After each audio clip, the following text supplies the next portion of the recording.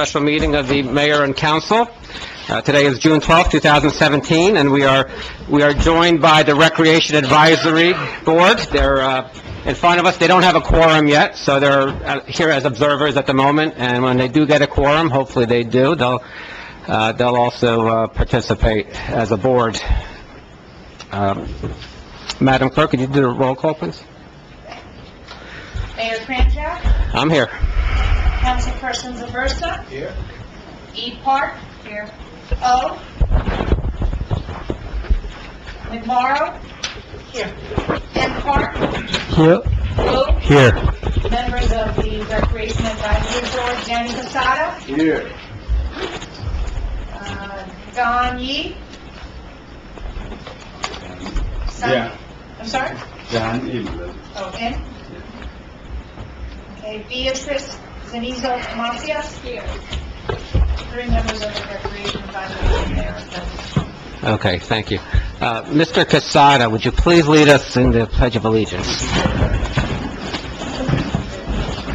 I pledge allegiance to the flag of the United States of America and to the republic for which it stands, one nation, under God, indivisible, with liberty and justice for all. Thank you, Mr. Casada. Madam Clerk, would you please read the Open Public Meetings Act statement? Adequate notice of this meeting was given to the press and posted as required. Date and time of this meeting was legally given as required by the Open Public Meetings Act. This notice is on file with the municipal clerk and posted on the bulletin board. Minutes of this meeting will be made available to the public upon the completion of typing and proofreading by the municipal clerk. Mayor, I also wanted to say, Superintendent of DPW is present, Borough Administrator, the Borough Engineer, and our Recreation Director. All right, and Councilwoman O has now arrived. Thank you. Welcome, Gloria. Thank you, Mayor. Okay, thank you. So we're here tonight to discuss the field at Johnson Park and any type of renovation that we would contemplate doing to it. We had a feasibility study conducted. Before I open to the public, there's a couple other things that I want to mention. We had a meeting similar to this meeting several months ago. Everyone who spoke respectfully, thoughtfully, comprehensively, and I'd like to continue that spirit of discussion. We may not agree with everything everyone has to say, but we can certainly be respectful and listen.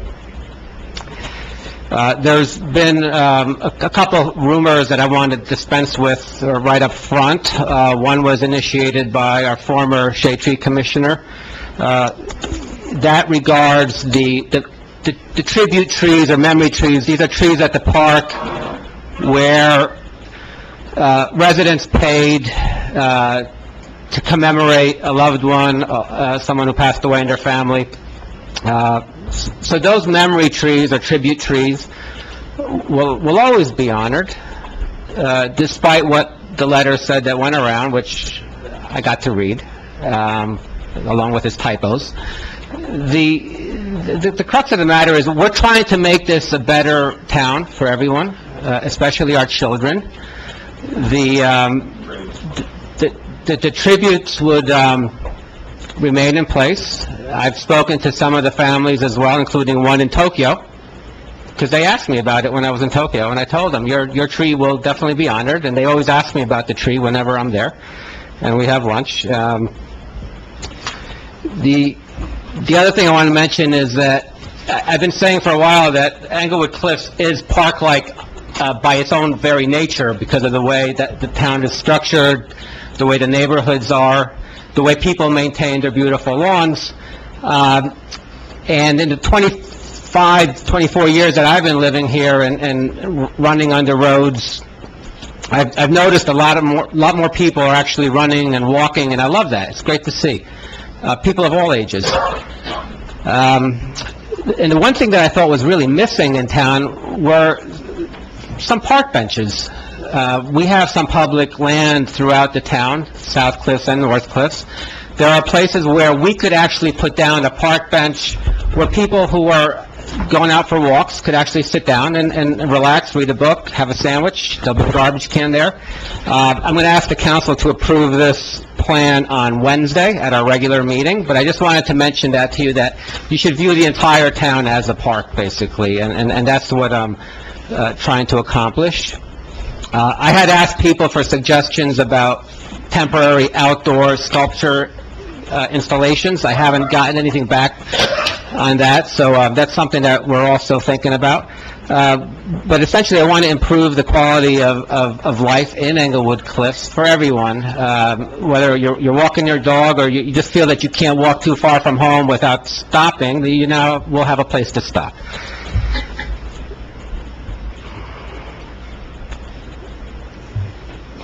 Okay, in connection with what we're here to discuss tonight, there were several people from the council and administration here who met with the school board president to discuss their field and their thoughts and what they're contemplating doing with their field, and trying to see if there's something that we can do together with them.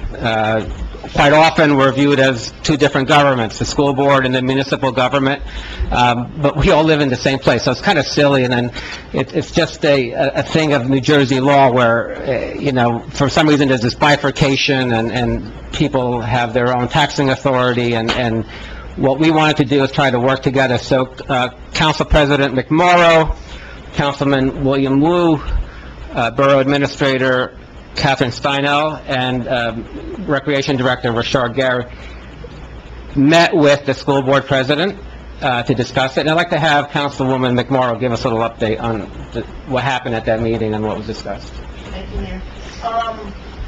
Yes, so I thought it was a very productive meeting. We discussed... I thought it was a very productive meeting.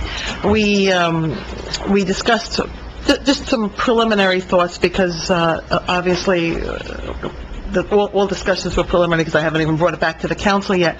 But the good news is that the school board president let us know that his board is open to discussions and in working with us in trying to help to find a solution to our problem. And what is our problem? Our problem is that we have one field in town, and that one field is coming to the point where our usage our field is not working for us the way it should be, in regards to the amount of children that we have, activities, and how we want to grow our programs.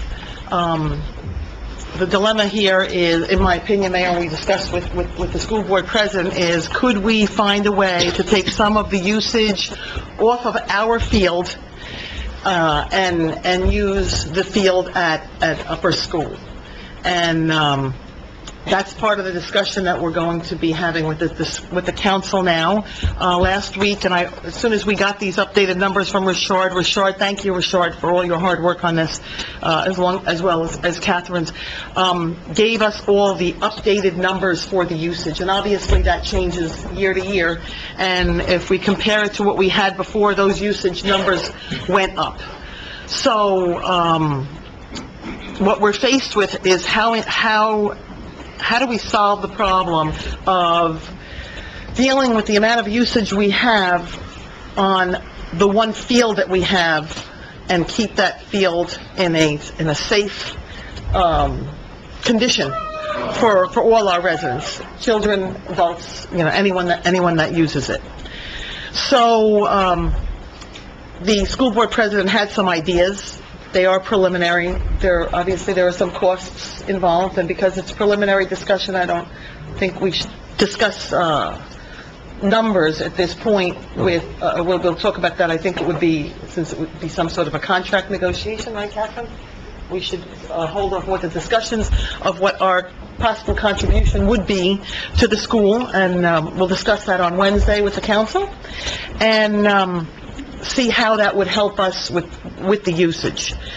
But my understanding, and Catherine, correct me if I'm wrong, they would only be looking at Saturday and Sunday usage to be allowed, since it is a school, correct? No, I understood that after, I think it was 4 or 5 o'clock, we would have usage of the field as well as the weekends. Okay, I didn't, That's how I understood. 'cause it- yeah. The start. yeah?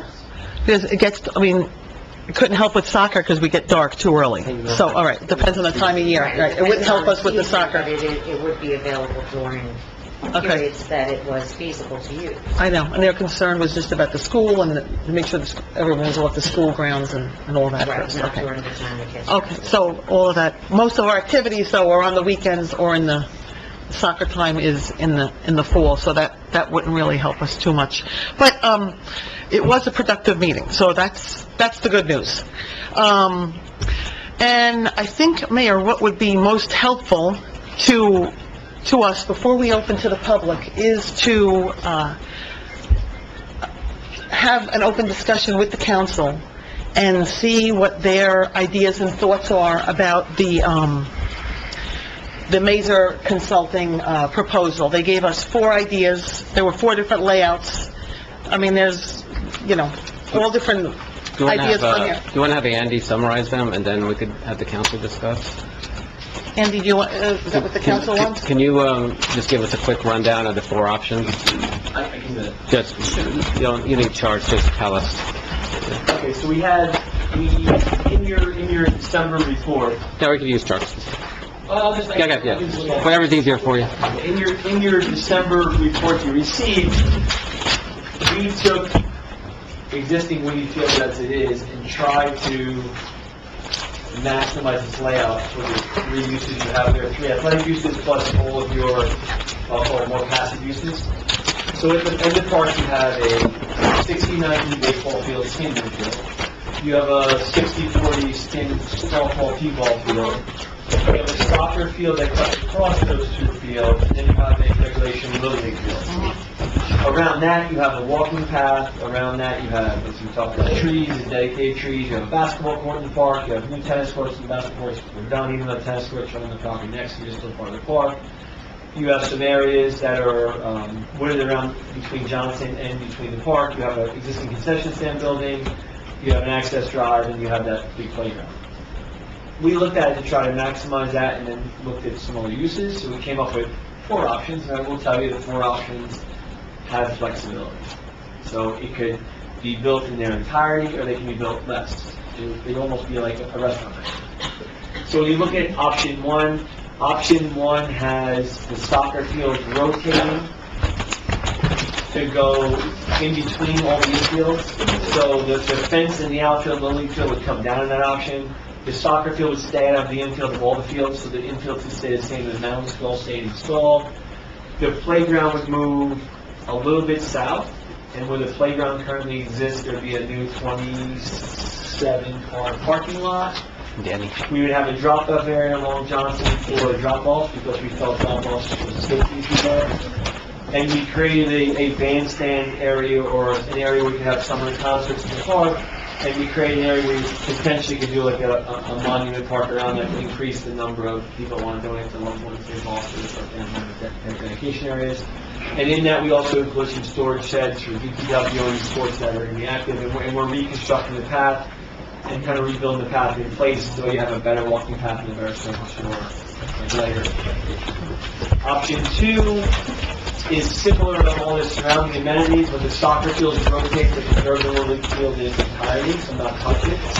And the soccer field is rotated and slid a little bit towards the east. The layout changes a little bit, but it does encroach on both the 60-90 baseball field, and it does encroach on the softball midfield. Option 3 has a very different look to it. We really tried to get this soccer field oriented very northeast, southwest, because that's a good orientation for it, like a better orientation for the soccer field. But that layout does encroach on all 3 infields, changes the configuration of the park, and probably has more disturbance to the overall park, but a lot of the other stuff's the same. Option 4 turns the soccer field more east-west, which is a less desirable, but still not directly east-west. It eliminates, in option 4, there's no parking lot, gives you a different playground and a different look for your walking path around. In all cases, we want to keep the 3 uses on the field.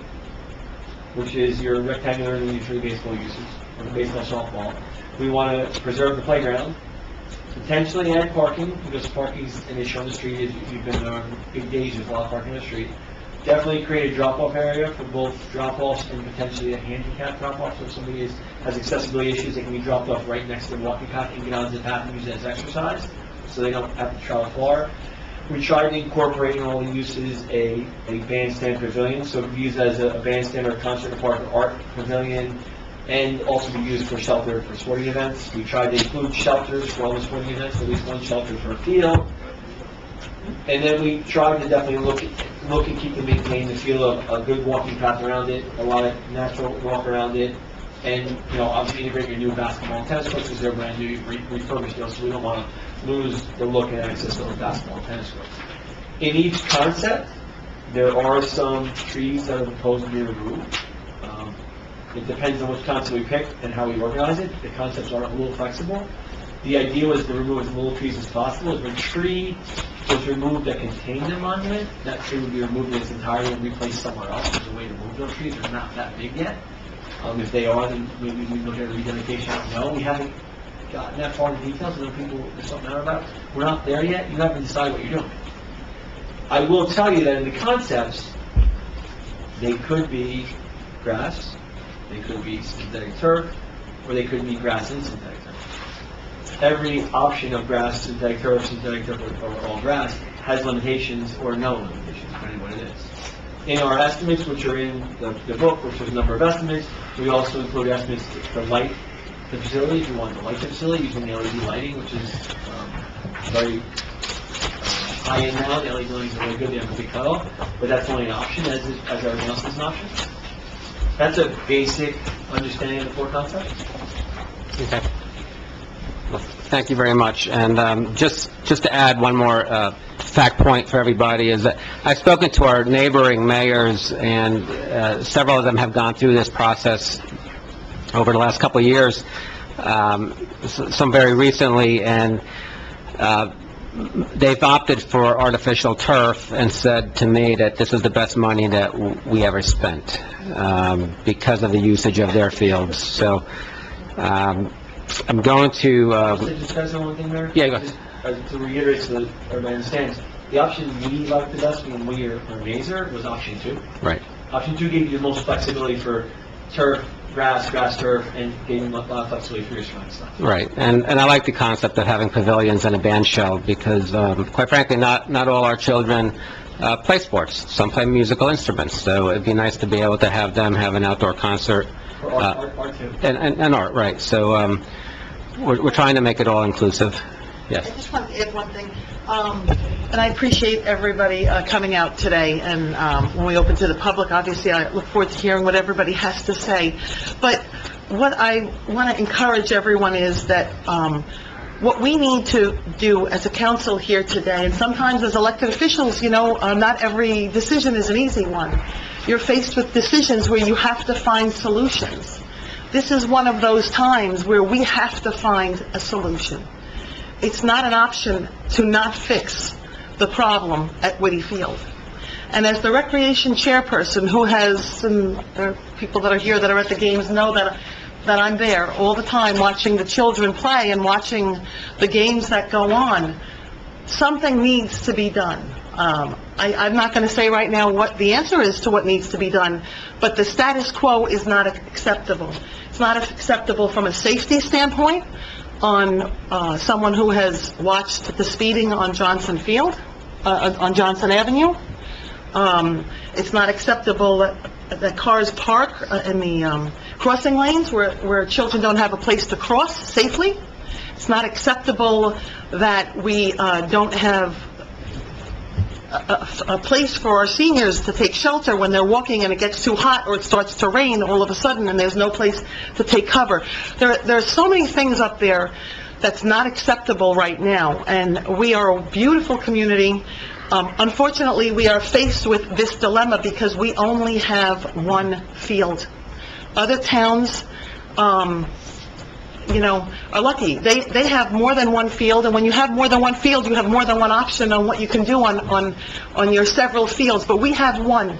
So what I'm going to be asking our council, as we start to discuss this, is we need to find solutions. And we all may have different opinions. At the end of the day, we have to come up with the solution that we can all, the best solution that we can agree with, to move something forward and to improve on what we already have. So, thank you very much, everyone, and I look forward to what everybody has to say. So you wanted to poll the council? Well, I want to, I'd like to hear, starting, Right. with Councilman Aversa, I just want to hear what everybody's So thoughts let's are. go down the line. Councilman Aversa, do you have any thoughts on this or preferences? Well, I think we all know that, something needs to be done with the field, and I'm anxious to hear what everybody has to say. So what? Well, I want to hear what, yeah, right. Yeah, so, Yeah. people elected you, they want to hear what you have to say. Are you for turf? Are you for grass? Are you for lights? Are you for, what are you for? I prefer natural grass. That's my preference.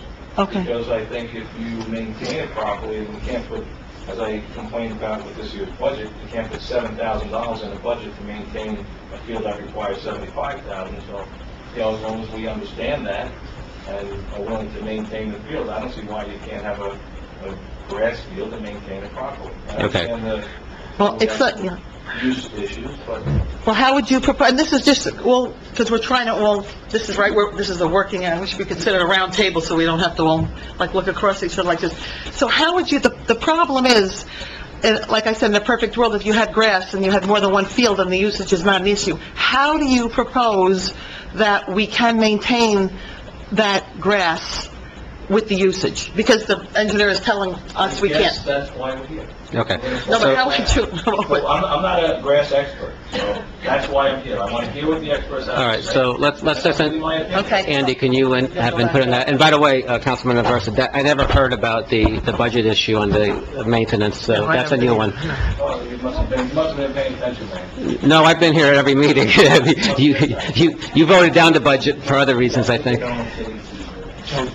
So Andy, can you go over the turf and how we deal with it? Usage numbers, right?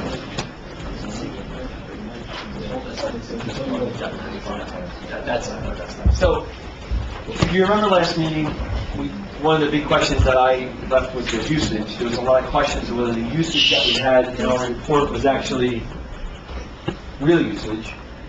The previous director gave us numbers of as follows. 2015, the complex had about 403 total uses, and that included softball, baseball, soccer, on that complex. 2016, it went up, it was around 510.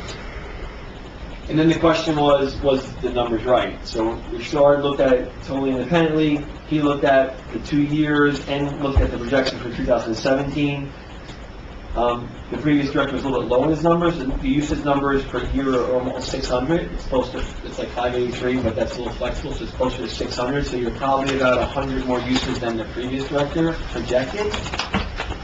If you take the complex and you allow about 16 weeks of playing time, it's about normal, you really should be somewhere between no less than, for grass, no less than 160 uses to upwards of 300 uses. You project that, add some more time in, maybe add another 8 weeks in, because that starts to get a little, there's no recreation time there. You can maybe get close to 400 uses that complex to have with grass. You're at 600, so you're 200 above that. The other problem you have is you were to put 400 uses on the complex, you need to have shutdown time. So this year is a great example. My son plays Little League Baseball, and we had our first Little League game in Morris Township, and it was like mid-April with one practice, and that one practice was inside, because there was no fields. Morris Township won't let you on the fields. They shut them down. The coaches were going crazy. They said, too bad, field's closed, go on, there's a $500 fine. So nobody goes to the fields. You have to have the willpower and the wherewithal to shut your fields down, to allow people to say, sorry, we're not playing this weekend, because grass fields can't maintain the precipitation we just had in the last 4 months and then play them. And then you went from 4 months of the most rain we've had in that 4-month period in the history of keeping rain to now it's getting 90 or 100 degrees and drying fields that will turn brown now. So again, you have to look at it again and go, we may have to shut down for a week or two to let the grass get out of its dormancy. So somebody has to make the call to allow the grass to grow and not grow and fertilize it. Because fertilizer, you can't play on it. You got to shut it down for a week. Nobody's out there on it. It's a chemical.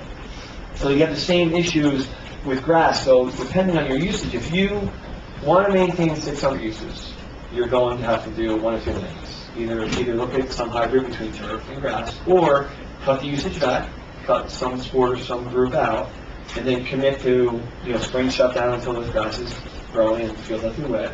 Have a summer shutdown and a late fall shutdown, and not really play on it in the winter because you're going to destroy it when it should be dormant. So you're looking at about 6 to 8 months of playing time, and somewhere between 4 to 6 months of shutdown. And in the shutdown period, you're resodding. You probably would see, if you drive around New Jersey, you'll see fields that have these big white sheets on them. And you're like, why do people put white sheets on their fields? Because they actually underseed them. They put the white sheets on in the wintertime to keep the heat in, let the grass grow. It doesn't grow up on top, it grows down below, so the roots grow. And those are things you need to do. The best example of maintaining natural grass is Parsippany. Mary Jones Road, Route 80 westbound, Smithfield's on your right side, look across, and if there's not a game playing on Parsippany and Smithfield, there's a big sign. I mean, the sign's as big as this, it's an 8-frame sign like this, and it says, do not play on this field under penalty of law and/or imprisonment. If you get caught in the field with a sign on, they arrest you. They take you away, and if your parents can get you, if you're a parent, they can wife you if you're a crazy dad.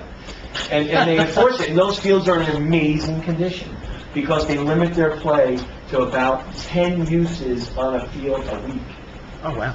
Sometimes they'll go upwards of 20 if the grass conditions can handle it. If they can't handle it, they don't have the line. They cancel games. And they say, sorry, go to one of our fields that are in bad shape to finish up. And that's the balance. Now, Smithfield was getting a lot of pressure in Parsippany, so they took one of their fields and took it down and put it to synthetic turf soccer field. So in that complex now, it's a synthetic turf soccer field that can overplay for baseball and softball, really fields of West, kids that want to overplay baseball and softball in practice. But they have an extra field that they can... Well, they have 9 fields, I think it is. But all I want to trade you is grass. If you maintain your grass at your house, it takes a lot of effort. The effort for athletic field is worse. You need more fertilizer, you need more pesticides for the grubs and that stuff. You need more weed treatments. You need that, or else it feels too big. It's just going to get overrun by weeds, get ruined, the roots are going to come out. And you need, I think Councilman Versa said it right, probably a complex this size needs about $75,000 a year to maintain it right. I can tell you this, I don't know if a town that spends that much money on a field. That's why almost all your surrounding towns are replacing it with the grass. Because the synthetic turf fields cost, I don't know. I mean, if you went crazy and put the fabric softener stuff on them, you're maybe spend $5,000 or $6,000 a year total to brush it. I'll give you an example. The borough of Montdale is looking at replacing Fieldstone School, which is a 200,000 square foot turf facility. In that facility, when we did it way back in around 2000, in that facility, they left the infields natural. Well, they realized there was such a maintenance problem, and they were actually canceling games. They ripped those out. They got some grants, and they actually ripped them out. And the facility's now, 17 years old, and they're just now replacing it. And that was the older turf. They don't use that anymore. They use a much better turf. But we're gonna open up the public, and one of the things that I'm gonna do is, we're gonna open up the public, you'll have your chance to speak, but I wanted to have Mr. Hippolyte finish. And also, I'd love to hear from our recreation director, because he actually played big-time football. So, what are your thoughts on this, Richard? The whole process of turf and grass? Yeah, well, you've played on both, right? And, Well, like you've been saying. And Richard's very humble, he played for Penn State, and he was a quarterback If you there. can play on the natural grass that's well-kept, and you're only playing on once a week, of course you're on natural grass. That's just ideal. But when you're playing multiple sports, year in, year out, practice games, scrimmage games, unauthorized use, just adults, like just adult league, then you got just anybody just coming on the field. I would say it's more ideal to have turf, just because you don't have canceled games. You can make up your season. You're not having soggy fields and then have to cancel, and then people getting complaints about why they can't play because of the drainage and all those things. I played on both. Like you said, the old turf, I wouldn't recommend it. It's horrible. A lot of injuries, a lot of things happen from that. I played on the newer turf, the synthetic grass, and I like it. I like it much more. But with this situation here, because of the usage and because, you want to get the kids playing and obviously keep them safe, but in my opinion, I like the turf, or whatever's done, we'll work with and go from there. Okay, thank you. Appreciate that. Why don't we continue? I just was curious, Councilman Aversa? Councilman Aversa? Oh, I can't see you or hear you. Besides your feeling on the grass, how are you with redoing the whole complex?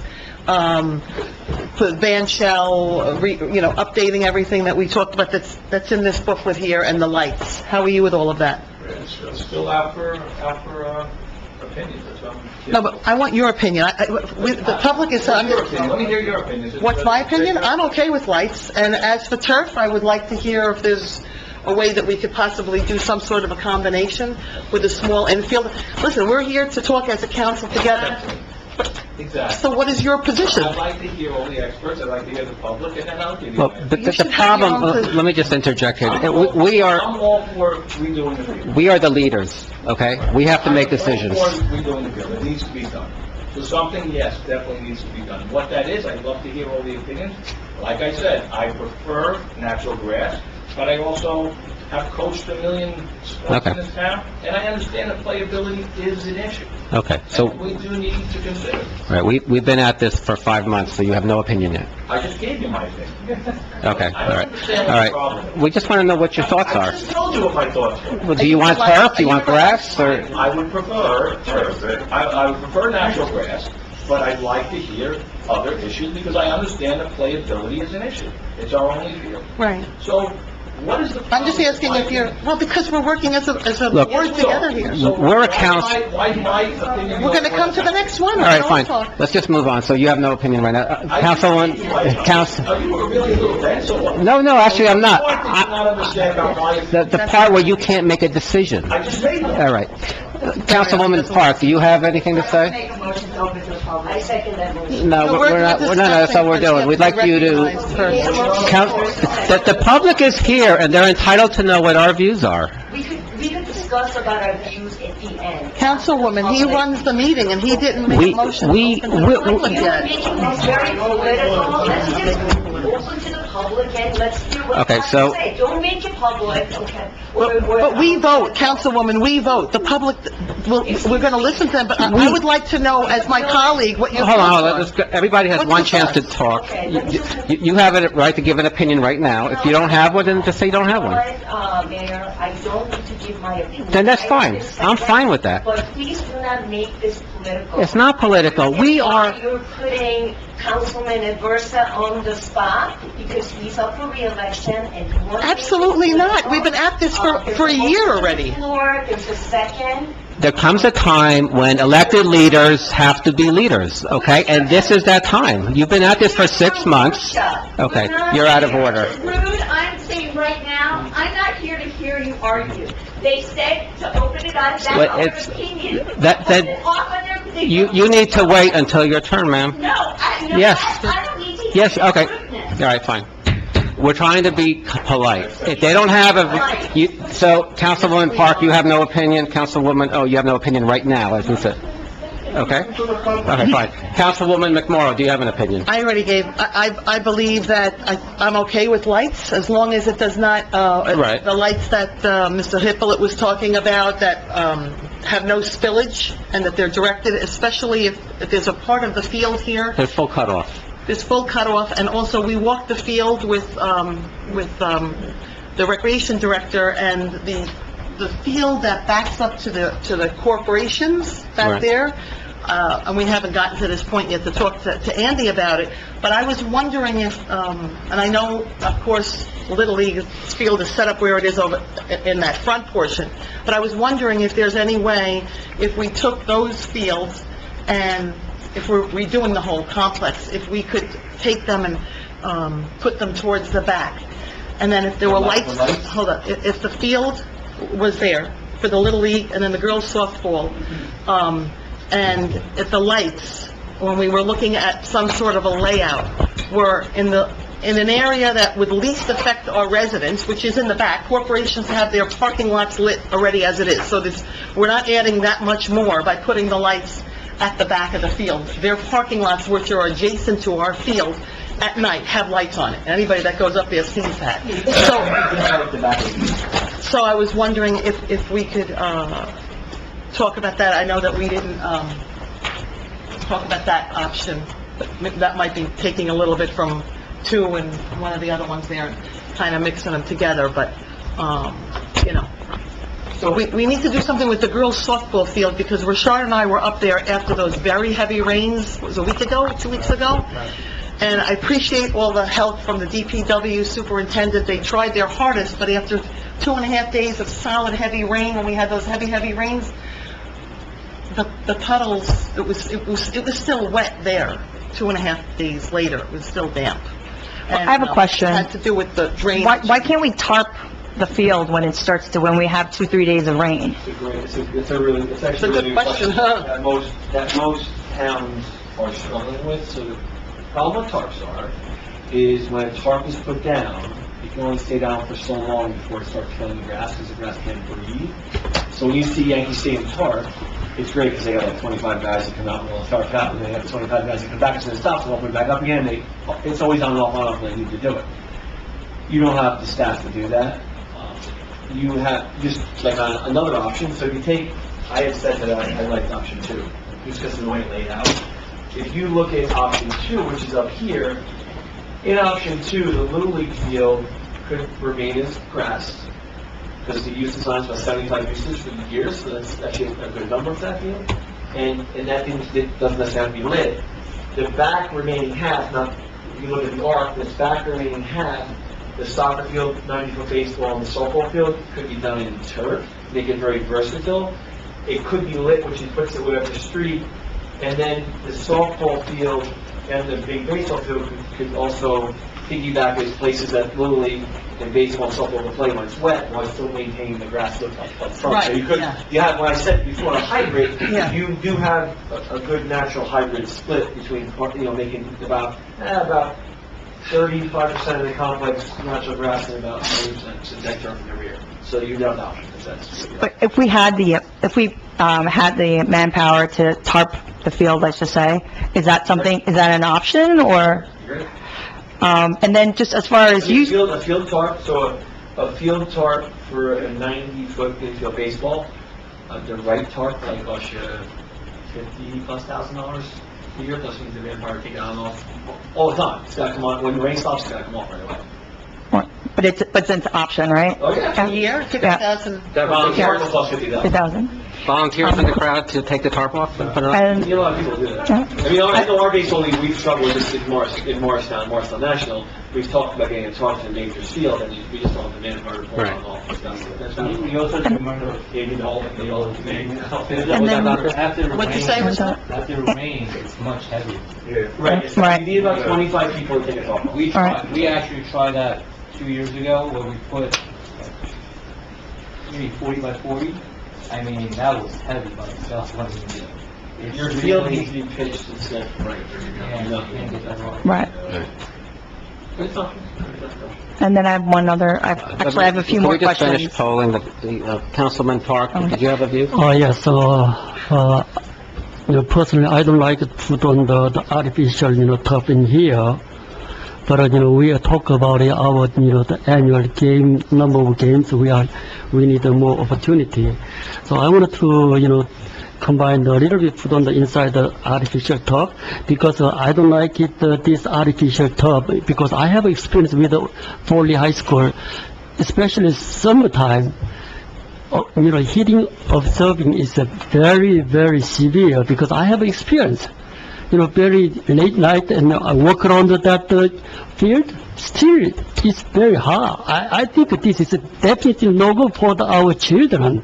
So I don't support about the put on the here artificial, in my experience, but I want to sacrifice about our, annual playing game. That's a little bit more infield only, maybe partially put on over there, and then put on the light in this area, and then this, we need here parking space also here, disabled drop-off area, that's a very good idea, and put on the, light, and we can make, more chance to play game. That's, ideal for us. But 100% artificial, definitely, I don't like it. We have to be careful.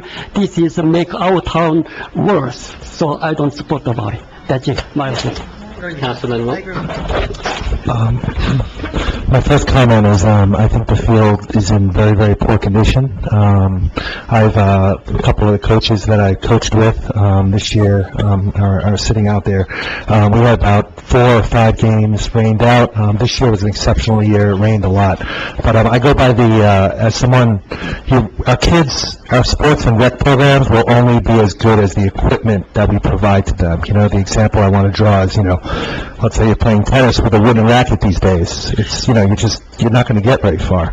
And our fields right now, just in my opinion, are not up to the par that they need to be at in order for, our recreation program, our Little League to get up to the level that I know this town can get to. In terms of order of priority, I think lights is definitely at the top of my list. I'd love to see the field lit up. How that gets done, I think I would defer to the engineer to see if we can push the lights off so that they're not directed at residents. Number 2, I love seeing a parking lot. Growing up in Eagle Cliffs, this town, for years, Johnson Avenue has been, a problem. And having a 25-car parking lot designed in by our engineers, I think that's a terrific idea. It'll definitely just mitigate, additional risk of us, God forbid, losing any lives. The third one is the gazebo. Bandstand. I think that's a terrific idea, definitely for seniors. We just have benches lined up all in the park, so it's very difficult to create that kind of community atmosphere. I think having that gazebo, I'd like to see that even bigger than it looks right now. It looks kind of small. I don't know how many people can sit in there. Looking at the plan, I think that is another, and then the drop-off. The configuration addresses a lot of issues that we currently have, aside from getting to the point, the most important issue being the surface. In terms of the surface, again, definitely want to hear more from the public. There is the opportunity for a compromise solution where, we have a portion of the field maybe as far away from the residents as possible, the artificial turf. But again, there's a lot of things that go into that decision, including cost. And, it might cost more if, over time. I think it still gives us the option value of potentially, switching to all turf, or if in the case that the turf that we decide to do in the hybrid approach doesn't work, we may be able to go back. Would love to hear that from our engineer. Thank you. All right, thank you. Councilman Wu. I still have some questions. I want one question answered from Mr. Hippolyte. In terms of Johnston Avenue, I know that that's also part of the plan. Can you just speak to that for a minute in terms of traffic? So Johnson Avenue has an inherent speeding problem. People just don't get here. The cars traveling down that area are pretty, I think, are pretty localized to the community, and they whip down that road at 40+ miles an hour. It's almost hazardous to stand there. We had our traffic guys do a traffic study out there, do a car count. You have to slow traffic down somewhere, whether you install speed humps or tables, or whether you allow parking on both sides and then really net the road down and make it feel really narrow, whether you use striping to narrow it. Somehow you need to slow cars down there. The sign's not working, and it's obviously unrealistic to leave a police officer out there all the time, and you're probably ticketing your residents anyway. What's going to happen? So it's an issue there, and that's why the drop-offs are very important, specifically for children getting out. You want them to get on the right side of the car, and it's also people with accessibility issues, whether it be other people or children that have accessibility issues. Okay, thanks. Yes, Councilwoman Park. Regarding the lighting, you have a budget here of 1.245. For the whole entire complex. It's for how much would it cost just to get lighting for the Little League field? So just the Little League field by itself is probably about $300,000. The Little League field is 4 poles. And if you did LED poles, full LED, so that's maybe a little more, probably make it 350, because LED is a little more expensive. But when you use LED fixtures, they're a very flat-looking fixture. Most of the sports like you see are round, big fixtures. LED is like a really flat panel, and they have a zero cutoff. So if I put an LED fixture and I wanted to light this line right here, I can measure 0 here and measure 30 here. That's how good the cutoff is. It's unbelievable. So if we were to get just for the Little League field, it would be just, it wouldn't encroach on anyone else's, No, somebody would, or, if we turned off all lights in this room and looked out the door, we'd always see light there. There'd be Okay. no lights there, but we could not take a reading on it. So that would be the same effect as the field. okay. Okay, any other questions? I think I probably will have some questions after, but, Okay. What I think we should do now is open up to the public for comment. Again, please be thoughtful, respectful, and if you're going to state something as fact, have some support for it. Don't just state something as if there were fact without support. I've already heard a few comments. Anyone from the public? Oh, I need a motion, actually. Can I have a motion to open? But we didn't have a vote, though, as I recall. All in favor of open to the public? aye. Okay. If you're from the public and you wish to speak, please come up to the microphone, state your name. I haven't called anyone yet, sir. State your name and address, and I will call on you. Yes, Nicholas?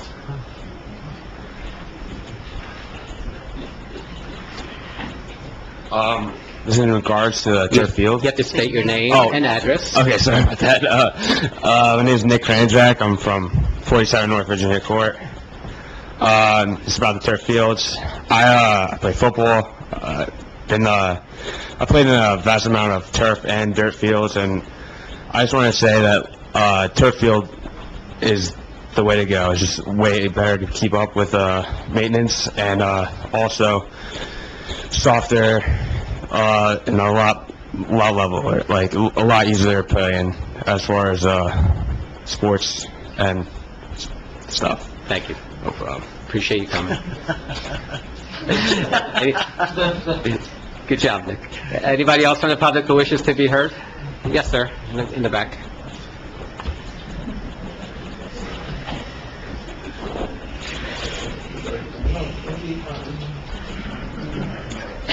Joe Sennacherib, 319 Castle Drive, Englewood Cliffs, obviously. I want to say that I basically support the field. It does need work. I think the major point is safety, safety on the field, safety in the park, safety of Johnson Avenue, okay? I also was on the field, I guess it was a few weeks ago, and the drainage, it's a quagmire. It needs to be taken care of. The drainage is a serious problem there, okay? The reconfiguration of the field, however, sometimes raises a question. You did answer one of the questions by saying you weren't going to move any of the donated trees. So that takes that question out. But reconfiguring the field, I don't know if that's 100% necessary or not, but you have a little bit lower usage, according to the paper that you put out, than you had last year with a lot of the teams. Not according to what he put out in his information. And which information? Well, the one that you had printed with all the pictures and everything, you were down to 100, and for soccer, you had 171 hours, and you had 2-something hours the year before. You were the same with the Little League games at 75 games. You only had 10 major 90-foot baseball games going on. You had 254 hours of softball. I think that went up a little bit. Yes, you're right. So from the original data, 15 and 16, we saw some increases and some decreases. As I said earlier, Richard looked at all that data and found it to be actually incorrect. Oh, okay. The previous director didn't account for all uses. They were not separating out what we call the skinned infield. They were kind of mixing it in, so the uses actually went up. You had about 498 soccer, skin infield, and baseball, and then you had another 85 that other baseball. So it was actually went up. Those 15 and 16 numbers should be higher. They're not right. Okay, well, if you have to reconfigure the field, to get the most out of it. I don't see why it's necessary to make a soccer field the size of a high school soccer field when you don't have a high school here. I mean, that seems to be, Yeah, the soccer field, so soccer has a maximum size, and it has a minimum size, and depending on where your recreation wants to use it, so between your board and your recreation director, they can come up with the size they want in the Right, box. So it would fit inside this box, that's the maximum size. okay. Yeah, I mean, I don't know, you still can't play soccer and play the baseball at the same time. You cannot. I mean, you can play one or the other. Okay. Anyway, I don't want to go too far with that. I did have a question about enlarging the playground. Every time I go up there and I see kids at the field, there's never an overflow or anybody fighting to get onto the stuff. It's underused, and your population of that age is going down. So there's, at this point, might have been missed last time. Under the 2014 federal mandate on people with disabilities, there was 2 lawsuits, one was in Missouri and one was in Kentucky or whatever it was. And they looked at various towns across the nation and said, are they meeting the American with Disabilities Act? It was really passed back in the 70s, or really in the 60s. And everybody was really just trying to do the best they could. And there was 2 major lawsuits over this. And what they came out of it is that in municipalities, in New Jersey, bears the biggest burdens. We probably have more parks and recreation facilities per square foot than anywhere else in the nation. The rule of thumb is 33% of all your facilities should be accessible to people with disabilities. So the new park may look bigger in area, but the structures are just going to allow people that are handicapped to get onto the structures. This was for the playground area. Right, the playground's going to now be accessible to wheelchairs. People with wheelchairs Okay. have ramping systems. Okay, I can understand what you're saying, yeah. That's why it looks bigger. Because if they but bring children in, It'll okay. still be the same structure, size, and use, except now there's going to be a ramping facility that goes with it. to get some- Okay, I had in my mind for some reason that it was going to be twice the size, No. and you were going to move I'm it. just going to be accessible. Okay, that's good. Not a problem. We don't have to deal with the tree issue. Unfortunately, you're saying you can't do natural grass, and you haven't been able to find any kind of hybrid grass that would take that kind of wear. Okay. No, exactly. So what I'm saying is you can do natural grass. I think if you do it, you're going to need to cut down your usage. You Right. need to up your budget. Right. There is a hybrid type grass that has seen a little success in the professional world, which is grass with synthetic turf woven in it. It requires a lot of maintenance. It's something, you have to contract that out. It's a whole different animal. I don't know budget-wise if you're ready. I don't know if a town has done it because it's not maintenance. Okay, well, I'm assuming you're not going to be able to deal with a grass field and accomplish what you want to do. So we're going to talk about turf. Well, I think what I said was, synthetic. if you look at option two allowed you to have The grass for the portion of the Little field League. all grass, and this portion of the field all turf. So about 70% would stay turf, and about 30% would stay natural grass, and that's the percentage. Okay, so it's a hybrid switch. Okay. With the synthetic turf, I have some very big concerns about the crumb rubber. Obviously, one of them was the heat. The other one happens to be the 75 or 80 carcinogenic agents that have been found in the rubber under analysis by a number of different organizations, including the Europeans and here in America and by different universities. So I think under that situation, I would think you would want to consider the cork if you're going synthetic and not the rubber. I would not want to expose any of these children that are playing, or anybody there, whether they're children or not, to any potential like that. So there's a really big discussion right now in the turf world about the all-natural infill cork being one of them. Just had this discussion in Borough of Montvale, so you can go look at it. It's on tape, which happened about a month ago, and the council disputed cork versus rubber, and now they're going to go with crumb rubber. And the reason they want a crumb rubber doesn't matter to me. I don't necessarily care. You can decide what you want to do. The reason they went with crumb rubber is because the cork is a natural product, which is porous.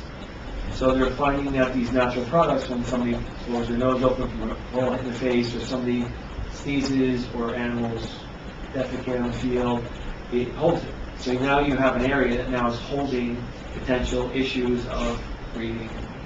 You know, it's very new, the cork issue, it is porous. It does, the other issue, it does break down. So cork, if it goes for many years, needs to be re-corked again, because it's broken down very quickly, so it's natural. Why would synthetic not work that? No, we can't, we can't do it that way, sir. We can look at that. And that's a discussion that's happening now in the world of sports, or this natural product. Okay, you do know that on... Not me, just so you know. No, but on February 12, 2016, the U.S. federal government designated 3 of its agencies, the Environmental Protection, I believe, the Consumer Products Safety Commission, and the, what's the other one? And the Center for Disease Control, to take up and evaluate the fields containing the crumb rubber. And that is under investigation currently. Right, so the federal government is investigating this. The issue is, we were at last meeting. If you look at the MSDS charts of synthetic dirt, you're not going to find anything in those fields, you don't find anything else every day. So there is a debate, and it's not me. No, but It's not me. There's right now a debate among this world of athletes, among this world of scientists, going, if we really truly find these fields that we shouldn't play on, we have to now look at the carpet in our house. The carpet in our house is petroleum product, made at the same place as the synthetic dirt. it's the synthetic... I'm not saying, remember, I'm not here to argue the benefits of this. I'm just trying to present to you. Right, but it is not the plastic part of the material, and it is not, it is the synthetic in the crumb rubber that was made by a vulcanization process, reacted with a number of other things, including the sulfurs and all, that have created as many as 80 carcinogenic materials within it. And there are studies to show what's in I'm them. not your guy. Okay. All I can tell you is, for every article you read about how bad it is, there's 25 that say how good it is, and that's not being told by me. I'm not satisfied with it.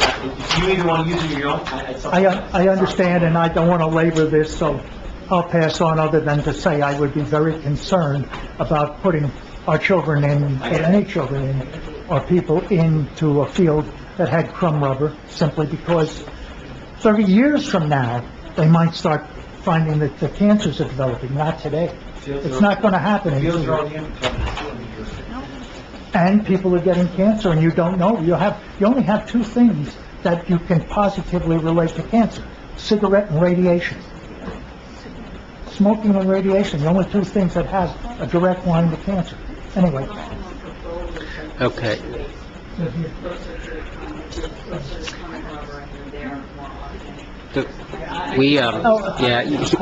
Here's our problem. We have a lot of people here, and we follow Robert's rules. You're welcome to continue, and anyone else who wants to speak will get called on and can continue as well. But that's Robert's rules. I didn't make them, okay? That's what we I follow. would just be careful with the crumb rubber discussion, and you could have it as much dialogue on it as you want. I'm not getting in the middle of it. All I can tell you is that if you research, you're going to find on one side all the claims, and you're going to find the other side all the reverse claims. There's probably 20 or 50 state health departments that have already cleared it already. There's probably the other 25 that said, well, we're not clearing it, we won't clear it because we just think there's something wrong, we just can't find anything. Right. So you're going to find this argument all around. You guys can talk about it all day. I mean, I would assume that most of your kids are already playing in their own towns.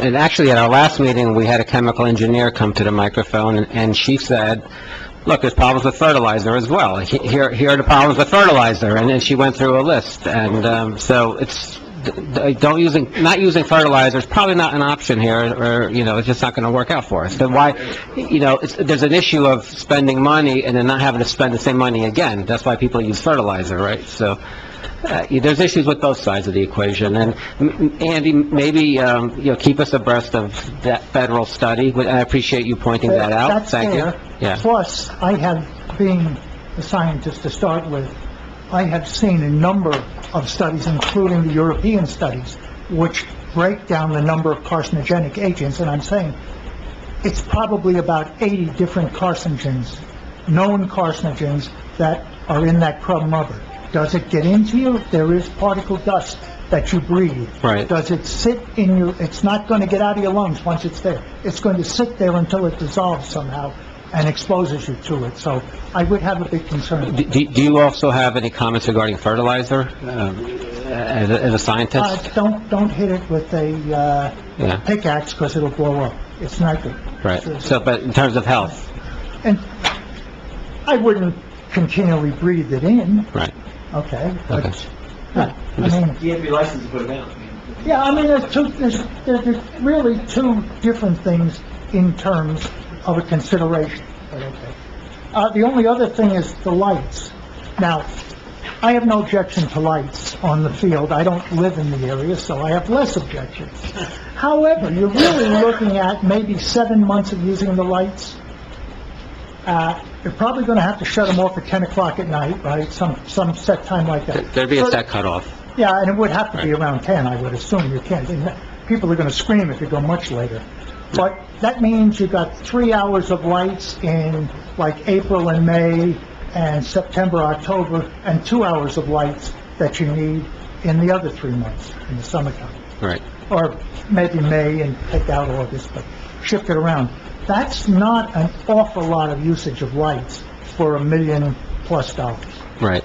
okay? Well, you know, in terms of that issue, there are coaches here tonight, and I welcome them to address that issue about how much better that'll make their lives as coaches in terms of practice and games. So, I'll defer to them on that, and I appreciate you raising all your points. They're very thoughtful. I'm Thank done. you. Thank you. Thank you. Yes.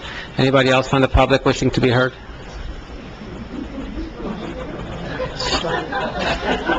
You're stuck with me, Mayor. Are you ready? Well, you've had a few comments already, so I thought you were done. Dave DiGregorio, 165 Charlotte Place. Thank you, Mr. Mayor, for recognizing me. I I appreciate it. hope you're feeling better.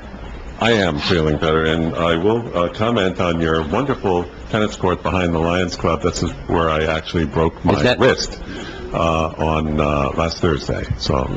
I'm sorry to hear that. No. You opted not to use the new tennis courts at Woody Field? No, I wanted to be able to ride a bicycle there to, with my son, and that was a lot closer to use those tennis courts. And they were wide open, and now I'm glad they're closed because they really did pose a danger, and a I'm nice sorry to broken see wrist. that. Anyway, I just have a question. No offense against anyone sitting here, but why are these people sitting here and who are they? Well, at the Did beginning you of the explain meeting, it? Okay, at the I beginning of the wasn't here. meeting, you weren't here, so I will repeat that for you. Okay. These are the Recreation Advisory Board members. Got it, okay. And that's No, a enough joint said. meeting with them. Okay. Right. One thing about, make sure my fly is up because it's hard to buckle your pants with one hand. No one's looking. Go ahead, just continue. Cameras over there, which is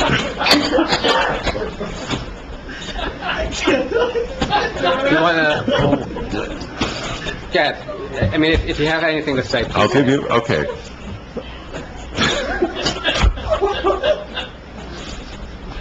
Who out of town is using the field? Is anyone not part of this town using this field? Is it everyone? Now, how many people, how many kids that perhaps are older, that have gone to another high school, or do we have high school students, high school age students playing on our fields? Yeah. We do? Okay. Are there clubs? They're playing rec or no? I guess my bottom line is, who gets priority on the fields? Because we have a problem. Our problem is too many people, too many games, not enough fields.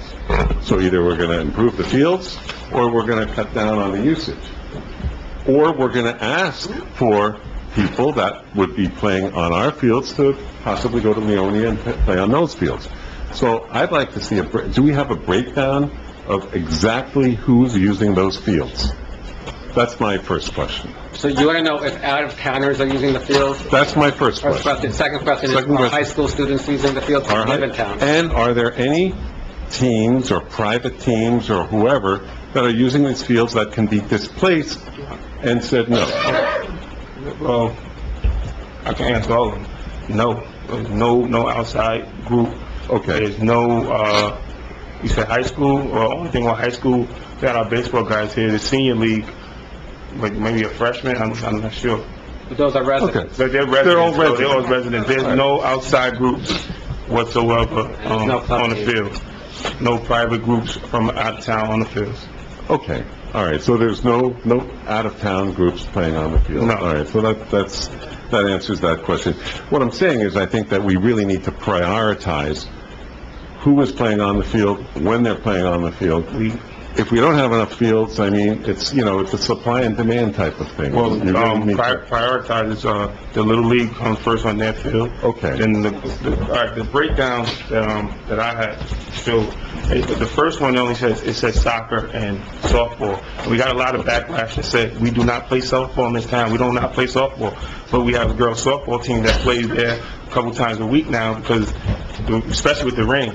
And I have to schedule them for practice, and then a lot of them like to practice on Saturday, so that's where that uses come in. And it was, when it said softball, everybody was saying softball meaning the big field, but I broke it down to the 3 fields. So you have the girls softball field, the skin field, and then the Little League field, as well as the soccer field. But the skin field is mostly for adult softball.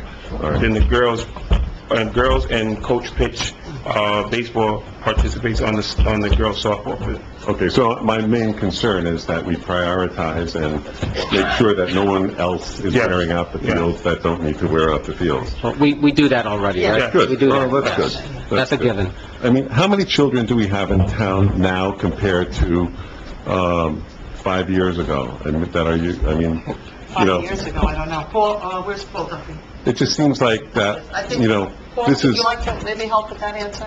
I know that we had a third grade class a couple of years ago, and one of the kids in it, we had like 85 kids in it, where the normal was, I know that when the school was like 30, 35 kids. Yeah, me too. So I knew that was a big class, but I don't, and we don't know for sure how many kids in the age group of participation sports is.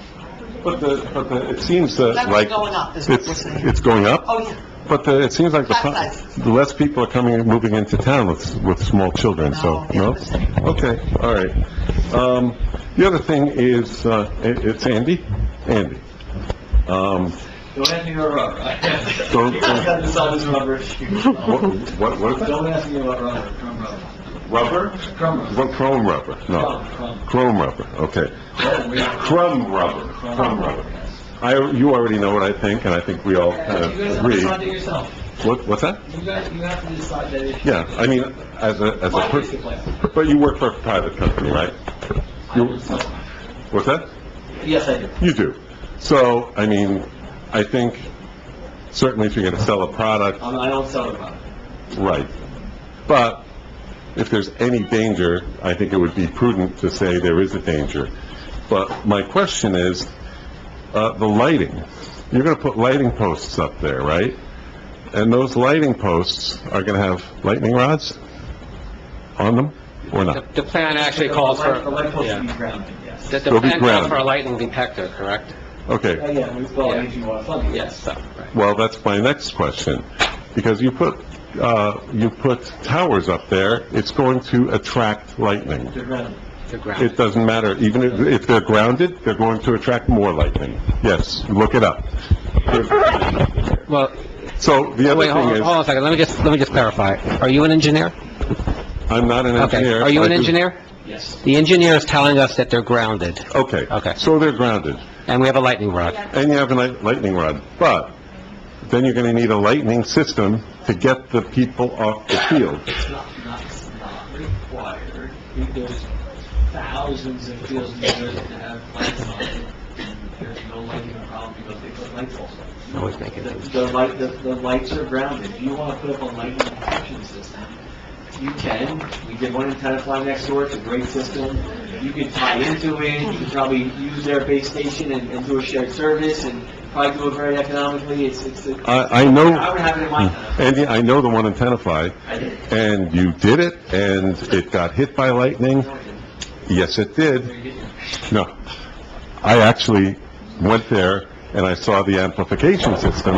It got hit by lightning, you blew out, talk to Todd Lepore, you blew out the whole amplification system got blown out in that and it was hit by lightning, and probably was a danger to anyone who was going to be in the booth or anywhere near. Andy, is that So- a fact or not a fact? It is a fact, I will tell you So you that. say it's a fact, he says it's not. We'll find out. So the Tenafly lightning detection system, I'm saying that the Tenafly lightning detection system doesn't detect a bolt of lightning striking. What it does is it's part of a the system. national network Exactly. of lightning detection. So when lightning gets within 20 miles of Tenafly, it's detecting actual strikes 20 miles away, and it sets off with alarms and sirens and lights. It doesn't actually detect strikes. So one's, you're confusing two different. No, I know, but I may I don't know have, who the look, word is. but I will say that, one of the light poles in Tenafly was struck by lightning. Well, that I have no idea. Okay, so maybe we misunderstood each other. It was struck by lightning, it blew out the amplification system there, and probably posed a danger to anyone who was near. So if you ground the pole, the lights, I don't think that's a guarantee that it's for safety. Okay, so that's all I'm saying. And, you've got something to say, I'm sorry, I will... No, take your time and... Oh, thank you, Mayor, that's so nice of you, you're really very nice. I feel badly for you, okay, I tell you. Thank you. I created this new tennis court and you're playing on the old course and getting hurt. I just don't understand. All right, let's see, we got this here. When were these, built? When was, Whitty Field renovated last? Early 2000. 2001. 2001, 2002. When was it? 98. 98. It was redone again. It took about 6 years to do, as I recall. 98. So it's less than, it's like, 18. 18 years? So who did the field? I designed it. You designed it? So it's only lasting 18 years and we have to redo it again? And so how many millions are we spending? That's not fair. That's not fair. We've overused it. Well, no. That's not fair. You're no, attacking him. I'm not attacking him. I'm Yeah, just, it's 18 years. We're out. I mean, he look, knows I'm you not explain it. attacking him. All right. All right, so it's 18 years, so we have to modify it now. And how much is it going to cost the most conservative? And I'm going to be finished after this. How much is the most conservative? How much, 2.5 million? About 2.5 million. Okay. Where and how are we going to get that money? We're bonding it. Bonding it. Okay. You also, there are two grants you can apply for. Okay. And that's a decision you have to make, because there are grants you can apply Look, for offset. And the who is grants going- aren't going to work because he doesn't want anybody from out of town using our field, so. And who's deciding on the bond? Is that a council decision? It's a council decision. Okay, thank you very much. Okay, does anyone else from the public wish to be heard? Yes. Please state your name and address. Hi, Heidi Skolnick, Stanford Drive. So, I just missed, maybe I missed this in the beginning, how many days, Mark, thank you, Mark. Take it down, you can take it down, come down. It's a little high, actually, let me lower it. That's kind of small. Thank you, Bob. for my first song, Thanks, Mark. so how many days do we lose per year due to rain? It's gonna vary. I mean, I'm not your recreation director, but it's gonna vary year to year. I had asked, actually, the head of Little League to provide that number to me, and he's not here at the moment. I think they had a championship game, hope they won. I don't know if anyone else knows the number. Okay, we'll wait for him to arrive. Okay. This year, the number had gone. Yeah. I mean, every town's strong this year. Yeah, right, every town's strong, so the weather is something we can't control. So, because you opened it up, I will just also say that I'm for grass. I think that in addition to, which is not small, the carcinogen, and I would never want to expose my child or any child to that. So even if that is an unanswered question, it's not one that I think is worth the risk, because we're not taught, at every stage of play, you're willing to take greater risks. When you're a pro athlete, you take very different risks than when you're talking about our little kids. And so the majority of the play here is below high school level, although there may be other towns that come in at some point and play high school, and, and there are adults that come on for adult leagues, but it's all for recreation and play, and it's not for, I don't think the risk-benefit ratio is there to have to put them at any risk for any reason. And then the much smaller thing, which is it does get really hot, and so there are a lot more burns that go on. I don't know how many of you actually play on artificial turf. Do you prefer it? Do you prefer playing on artificial turf? I do. You do? You prefer it? Yeah, I do too, but I'm the engineer. So I don't know any athletes that do, and I work with athletes as a professional. That's what I do professionally, and I don't know any athletes that do, so I can't imagine our kids are going to actually enjoy it or going to prefer it at this level, at 8th grade and below. And I don't think that as a parent, I want to be fixing the burns they get from a hot, wherever, artificial turf. What kind of burns? This turf doesn't create any burns at all. When they don't, it doesn't get heated and burn. Whatever the temperature is outside. There was a gentleman who was just talking, does it get hot and It's good to hot, not hot to burn. The AstroTurf. No, I'm talking about when you- like- Yeah, I can show you a scar across my arm from an AstroTurf. No, he's talking different kinds. It's talking about different, yeah, the AstroTurf is the old turf that will burn when you hit the ground. It's- Right. There's a lot of friction. You know, so This doesn't this do is that. not that style. of Are turf. you a baseball fan? Not my favorite If sport. you just watch, if you watch right now the college world series, hard it's on. nobody's, it's all synthetic turf. They're sliding on it, Slide on. diving head first on it. It's just, it's friendlier to slide on than grass or clay. Clay will actually cut your skin. Yeah, Synthetic turf will not. Yeah, okay. Well, that's my opinion.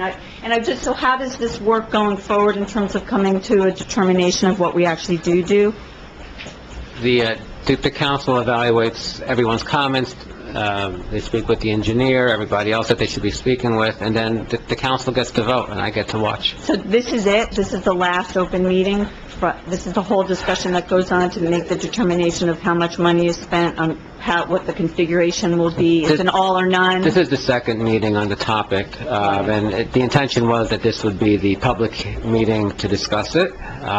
You're free to make more comments after tonight, just email them to Richard or to Catherine, or to me even, and we'll make sure they're addressed by Andy.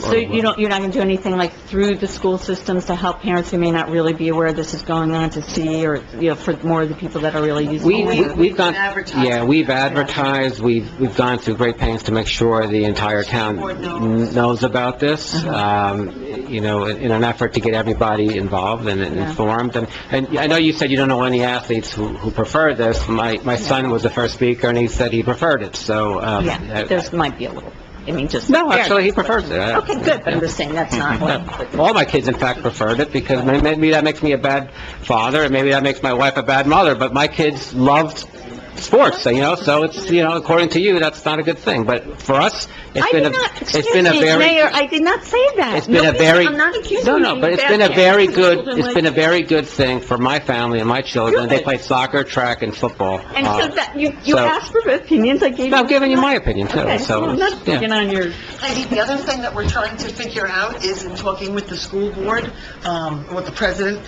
they're looking at redoing their, field as well. So there's a timing issue. So as a council, when we sit and discuss this after we close to the public, we do have to know what direction that we're going in.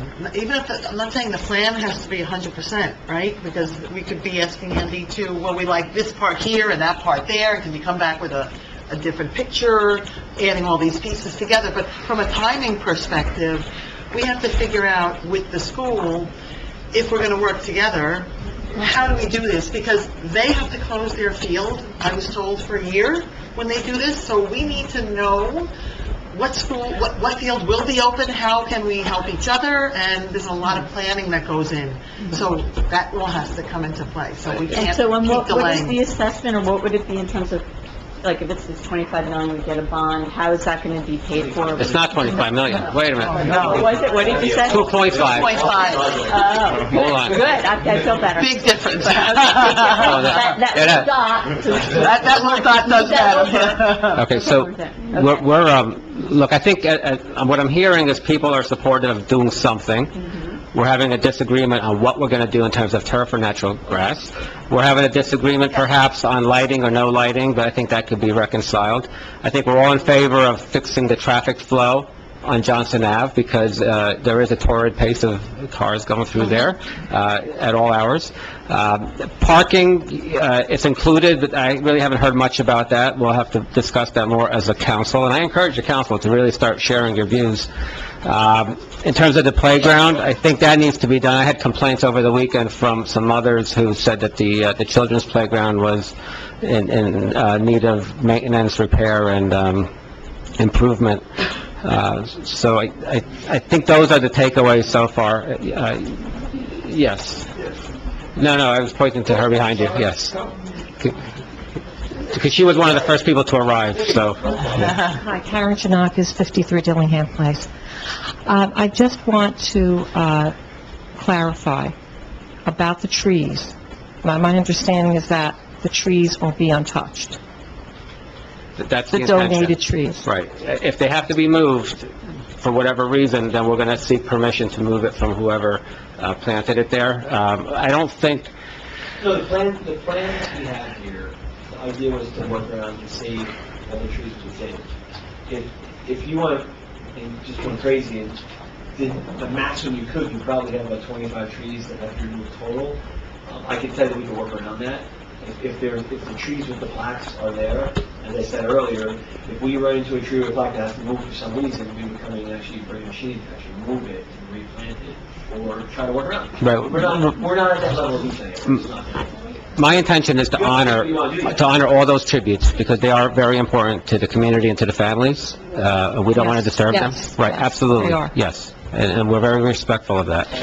Yeah. Okay. And just one other question about the playground. Did I hear you say that you wouldn't be expanding it?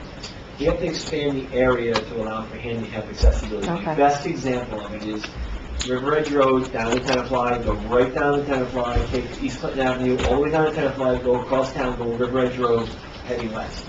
On the right side across the municipal complex is Municipal Commons.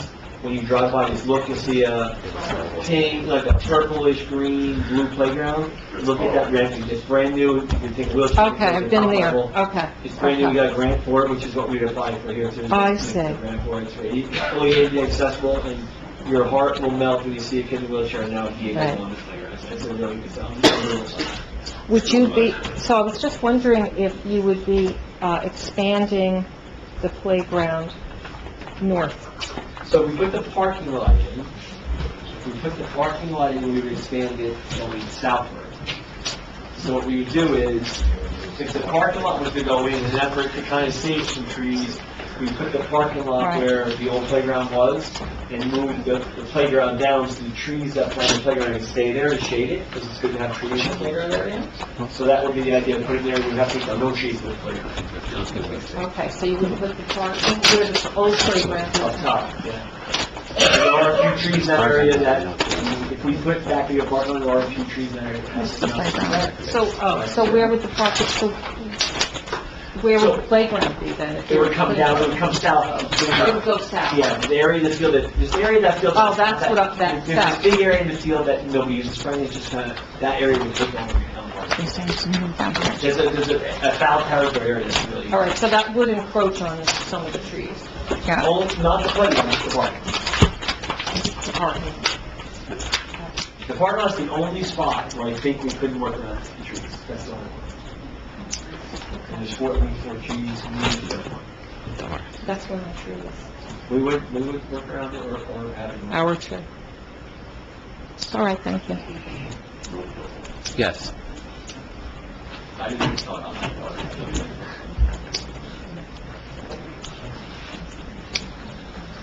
Well, Mayor, hi, everyone. Hi, Tom.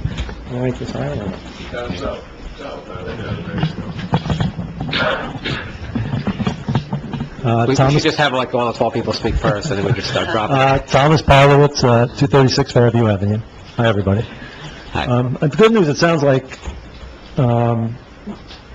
everyone seems to be open to some kind of compromise tonight. I'd love to hear Ellen and Gloria, before we leave, where you guys stand on this. I mean, there's a lot brought up tonight. I happen to coach the 10U travel team and a rec team. We've played about 30 games. I gotta tell you, I'm so envious of Little Ferry's field. We thought we were getting rained out, we went there, the field was immaculate, we were able to play on their new turf field.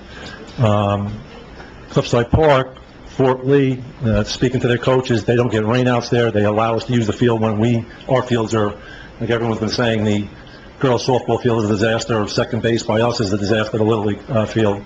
And I had a couple questions, if you don't mind. Do any of these, in your proposal, the budget, is there cork and sand infill in that proposal? Because I would sleep well at night. I don't know, I'm not speaking for Little League, I'm speaking for me, my son. A kid sliding into second base, I mean, you compare it to a rug in your house, or my son's not laying on the rug ingesting 25 rubber remnants, as opposed, if someone slides in and you ingest that in your lung. I'd rather a bird poop on the field and us deal with that and sleep well at night, because I like the scientist said, I read the same, maybe I read too much, but I read the same stuff. And you said there's opposing views also.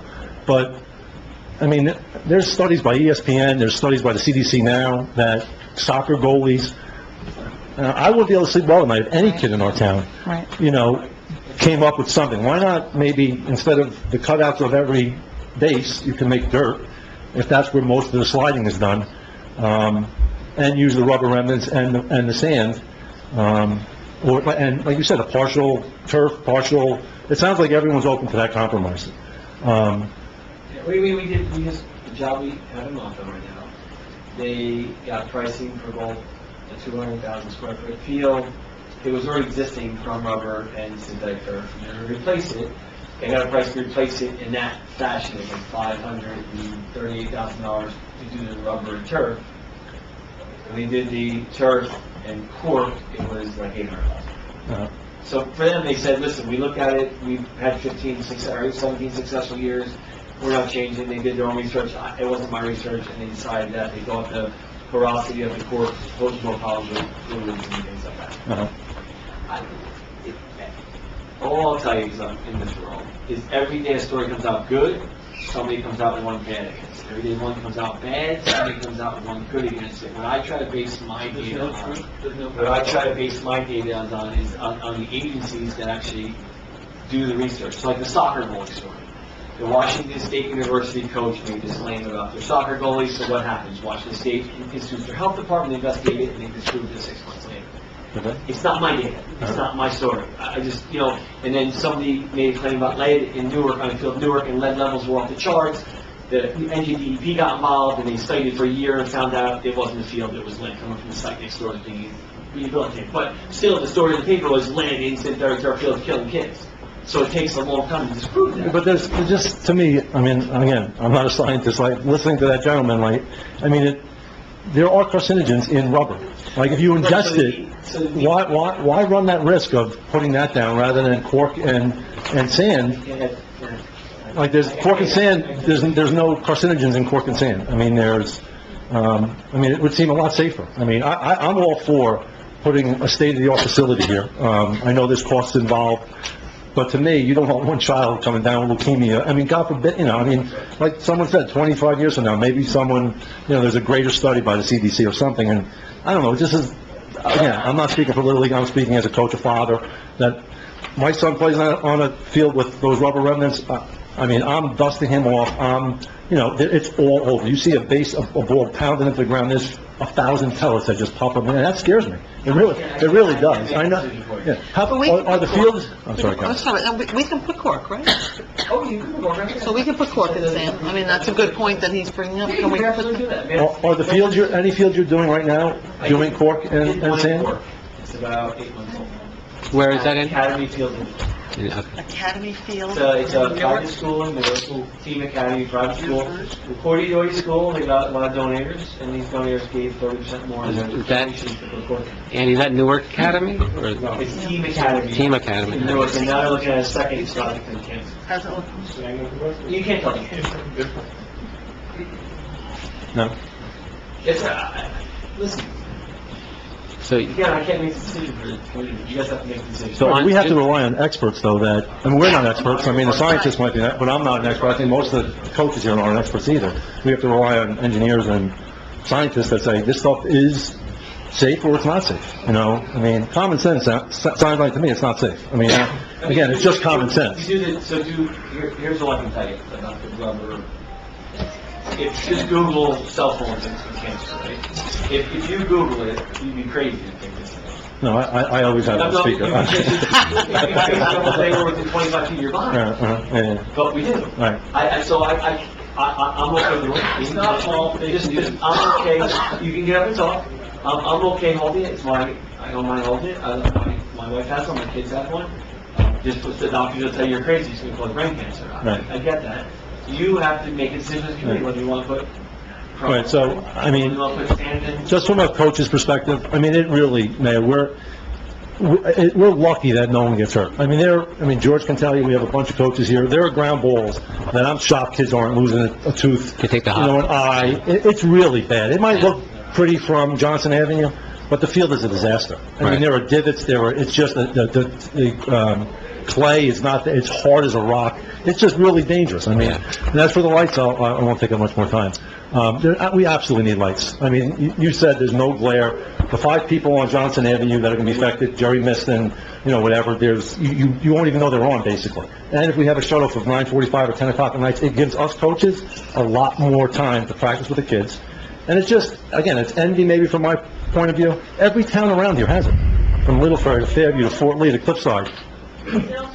No, that's, we can't do that. Yeah, it's, No, we can't do that. I'm talking from a baseball perspective, but, soccer, if there's lacrosse in town, if there's tennis in town, basketball courts over there, my son uses also. I just think I prefer to go the safest route, and to me, would be, well, if that's the compromise that, the mayor and council are gonna say, let's do half the field, let's try one field turf, let's try the other portion of the field, let's do grass, fine. But if it can't be kept getting kicked down the road, something has to be done, because someone's gonna get hurt. I mean, it really is. These kids hit the ball hard, and our kids, I think, deserve what all these surrounding towns have. They have way more practice hours, there's way less, the rainouts here are ridiculous. You go there's puddles all over the field. I just hope that you guys realize that there's a lot of Little League, coaches here and families here that want to see improvements to our practice, our practice facilities. I know there's only one in town. I just feel like, we're growing as a town, we're getting better in baseball, there's more people participating. Why not, set the standard maybe and put something down that I think our children deserve. Can I Thanks. look at it from your perspective, from the town perspective? You're more comfortable as a town with the environmentally sensitive, what children do. I would, it's got much to like. That's just my opinion. I hope everyone else, Yeah, that's fine. No, and you made a great point about having more practice time, because I want to provide our children with more opportunities to participate in whatever sport that they do, soccer, or softball, or baseball, or we may even have lacrosse if we do things here. And I wanted that done because when our children get to high school, it becomes harder and harder for our children to make the high school teams because their peers in other towns are getting so much more playing time, so much more practice time. There is definitely a mute button on that. So our children are definitely falling behind competitively unless they join a club team outside of town and, And I echo what you said before. I don't know which mayors or what town, but Tenafly, It was Tenafly. Edgewater, I spoke to... Little Ferry, Right, they rave about it. So I spoke to Edgewater, Fort Lee, and Tenafly mayors, and they're all telling me that this is the best money they spent. Now, I appreciate your comment about the crumb rubber fill versus cork. Personally, I'd rather go with the cork direction. It's going to cost us more money, and from what I'm understanding is that the cork infill has a biohazard because it retains organic waste. Right. Right, and the rubber is what the rubber. Is there anything other than cork and sand infill? Is there anything more like organic or? There's a couple of companies have come up with some kind of product called viral fill, or nobody's used it yet, so I don't know enough about to speak about it. Okay, thank you. I don't know if that has something else to say. Thank you. Yes. Sorry. Yeah. I didn't want to know if you're putting lights on the basketball court also. And the tennis courts. Was that part of the plan? That was part of the plan, Yeah. right? Well, the tennis courts, no, because the tennis courts are on someone's property. Oh, we can't because they're on The somebody's basketball courts will be property. covered by lights. Yeah. The We don't know the the tennis courts are tennis on the adjoining property, we lease the space from CNBC. They're actually not on our property. I guess you could approach them, the basketball courts would be the latest one, if you like, every next basketball court. I mean, that's a good, I mean... We can ask. I think it's worth to approach them and see where... I mean, it might help them as well, because they may want to have their employees be able to use it. Hi, everyone. My name is Philip Choi. I live on 23 Roberts Road, Englewood Cliffs. Based on what I'm hearing today, I think there's a consensus that we have to do something, and I think your options, a kind of high-level plan, provides improvements in safety and improvements in our playground, options for our seniors and children. The requirements of a hybrid option between grass and synthetic turf, or all synthetic turf, to me are requirements. There are requirements that will probably be documented, reviewed, and that level of detail is just not known. And I think that's why there's confusion, that's why people have certain conceptions of what the field may be. But I'm a project manager by training, and large projects with pages and pages and pages upon requirements are very, very difficult to execute on. And I'm sure you're an experienced person, you've done thousands of fields, and I've heard you speak many times, and you do it very well. But at the end of the day, there's a day-to-day person on the ground. Is that person you? Is that person a lieutenant? At the same time, there are stakeholders from the community. Are they involved? Are they going to be part of that project as well? When you build a house, GC may come up and say, what are these cabinets? What knobs do you want? I mean, and I know people in this room are going through construction right now, and it is an exhaustive process. And so my biggest concern of all this is I think we're gonna improve the fields, I think, based on what I've been hearing. But I'm concerned about the execution. We talk about 1 year. We talk about working with the schools and to, work with them to use their fields. But are we going to have the same conversation 2 years later? Do we have assurances that, within a year's time or a year and a half's time that we can actually have a field to play on? And that's to me a big concern. But at the same time, good things don't come without change and without improvement. So I'd love to hear, about use cases where you've done projects on time, before expected time, and potentially a project that was delayed. So we have all the above. If you're around construction, you're going to have project delays, and project delays are caused by contractors. I work in the public world, so I'm bound by the local public contracts law, so, this mayor and council and myself, we're very handcuffed. A contractor can come on a job, not start working, we can try to take action against him, but as long as he falls within his time frame, we don't have much control. This field, when it was first done in '98, the guy went bankrupt, around it.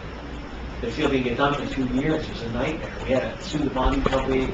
Then Mayor and Council Joe Creasy Sr. got involved with the attorney. He actually sued the company, and they brought in a company who went under again, and then the next company actually completed it. So, was it a success? No. Was it delayed? Yes, but it was out of our control.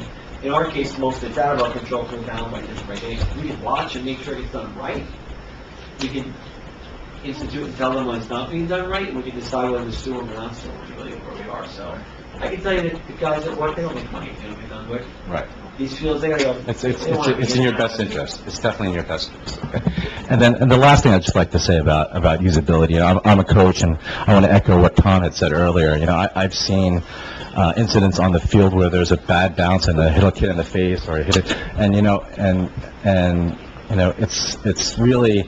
it's really trying to make the best and safest environment for our children.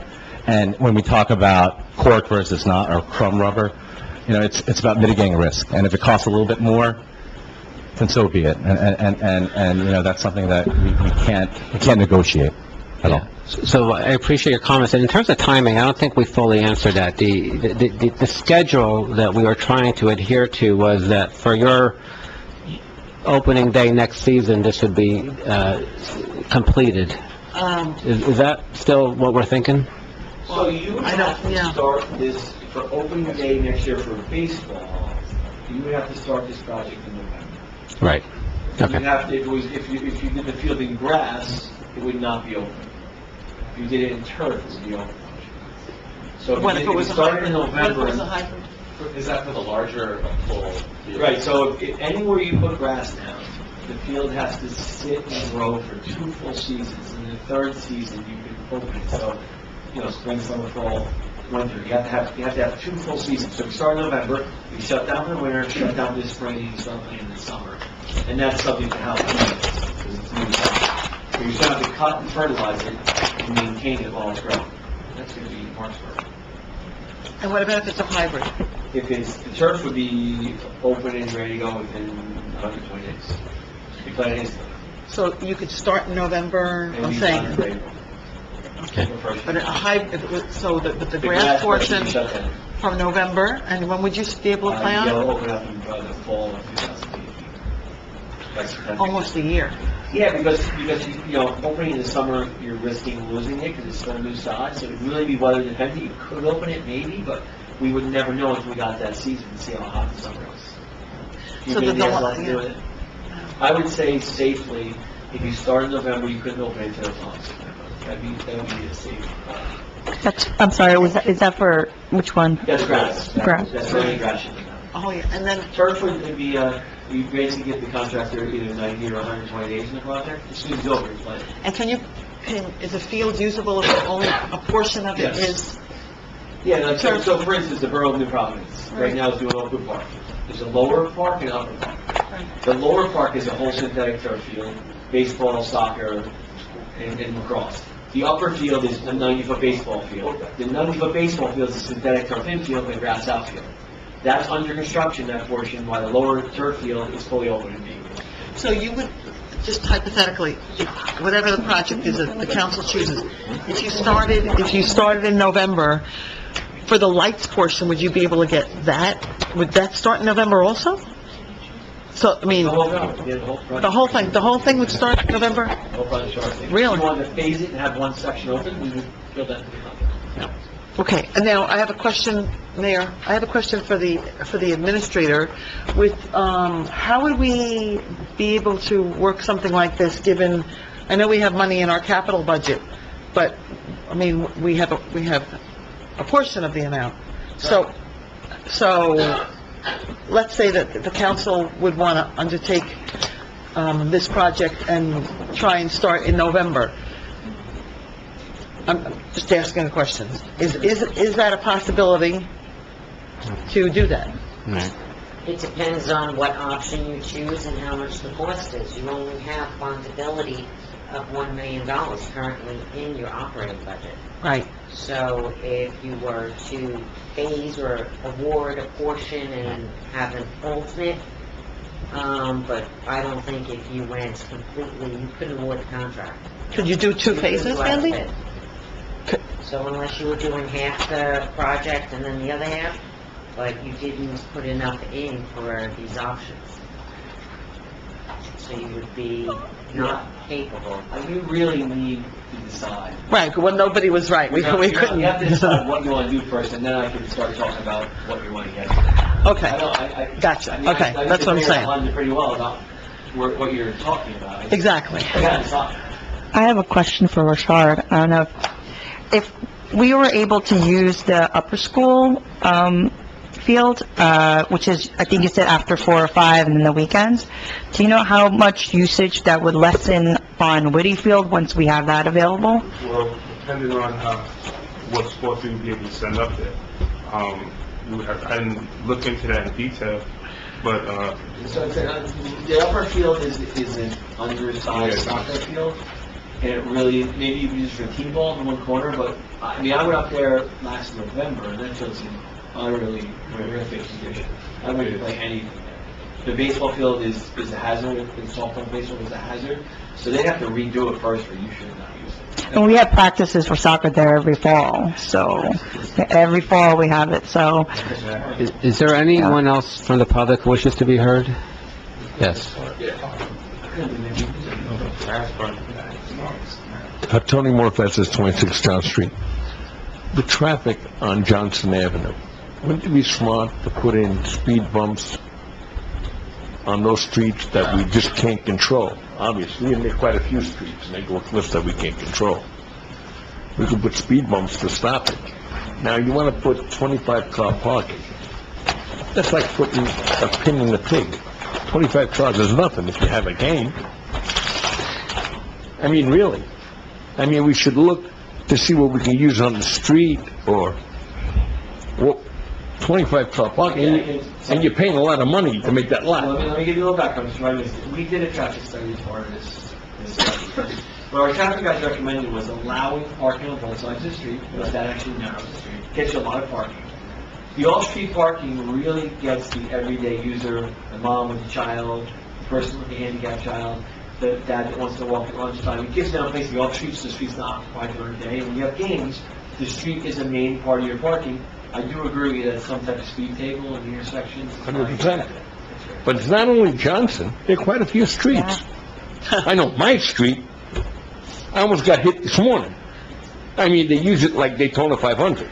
They come down John Street with alacrity at 60 miles an hour. And they pass the light, they don't even stop to wait for the light. Yeah, so I know you've complained before. I've relayed all your complaints No, to no, our it's not- police department, and Believe me, I'm it's asking not them even to a deal with it. complaint. Yeah. It's, what I'm saying, it's not, I don't want to blame police department, council, this, I'm looking for a solution. Right.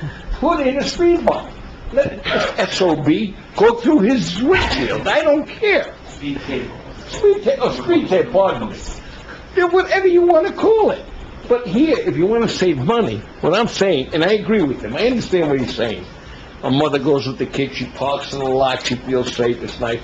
If you have parking on both sides of the street, I think you're doing the same thing, and we're saving quite a few bucks. Because how much would that lot cost us? With the drainage.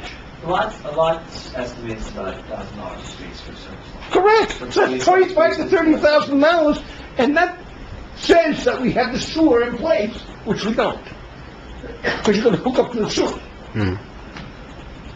And then we have to maintain it in the winter, plowing it. That's all I'm saying. We need Yeah, streets the better. problem that, I'll tell you this, to somebody who's helping with the community events, and Mark will help. We almost had a problem with one of our community events last year because we did not have the parking. The police require us to have a certain amount of parking allotted if we want these community events. It's a dilemma that we face. We can't, it places a burden on us to just rely on street parking. Lizette knows, she worked with me, and thank God at the 11th hour, she was able to get a corporate owner to allow us to use their parking lot for one of our community events, or we were going to have a serious problem. Let me finish. We can't continually we shouldn't depend on everybody else to solve our problems, right? We need parking in this town. And that's, as those of us that are working on this. Right, but you're the council. The police department only follows your mandates. If you say there's no parking on such and such a street, then the police department says there's no parking on such and such a street. I don't think that's true, huh? Oh, yes. I think Because if you put parking on both sides of Johnson, then the police department can't tell you can't use those spots. They can park on both sides right now. They already can. But they don't accept you during the daytime, so what are they complaining about? We're talking about for larger events, Tony. Right. Larger events. Okay. 700 people in the park, you know, huh? Look, this is only my concern, and as far as the turf is concerned, or something, I'm in for grass, I'm sorry. Okay, that's fine. I mean, Really, that's my opinion, because I think it's safer for the kids and whatnot. And if it costs you $75,000 a year, and you have a downside, you have a downtime for what? 6 months? Is that what it is? No, it was longer. It was longer. So it's 2 seasons. So it's, and then when I heard from your gentleman here who's doing the thing, he says that the girls don't want to play softball on Saturdays. Is that what you said? Right. They don't like practicing on Saturdays? No, they have to. Oh, they have to? That's when they practice. I'm sorry, I misunderstood you. They go practice on Saturdays. Okay, thank you. You're welcome. Anybody else wishing to be heard? Yes. I'm sorry. You go next, okay? Hi, I'm Paul Hahn. live at 2 Sanford Drive.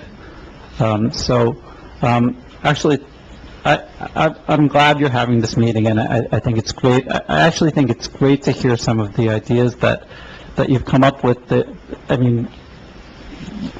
Coming to prior meetings, some of these ideas were not there. I love the fact that you've thought about putting the lights on the other side of the field rather than close to the houses. I actually live in I'm one of the 5 people, actually, it's not 5 people, it's 5 families, or more like 10 families that live adjoining the field. It's not just a few people that are there. So these decisions actually, even though some kids may slide into the base, my kids are going to be living like a few hundred feet from these kind of areas for years to come, like 24/7. So when there are controversial studies about the safety of the chemicals in these kind of fields, they affect, my family more than any of probably your families. So it's a big concern to me, and obviously the risk reward equation for me is much more important than what, I don't know if your kids live close to one of these fields, or if you have kids, or... You have 2 out of 10, 12. Yeah, do you live close to one of these? Do you have them sleeping a couple hundred feet from one of these fields? That's, so that actually, for me, then, I think it means the studies are much more meaningful when I'm looking at these studies. I don't want to just consider these studies to be, these are not fake news that are put out by kind of organizations with an agenda. These are organizations like the CDC or, major news organizations that have done big studies on some of these turf fields, and there's a lot of questions involved. I don't think we have any disagreement that there's a lot of questions involved.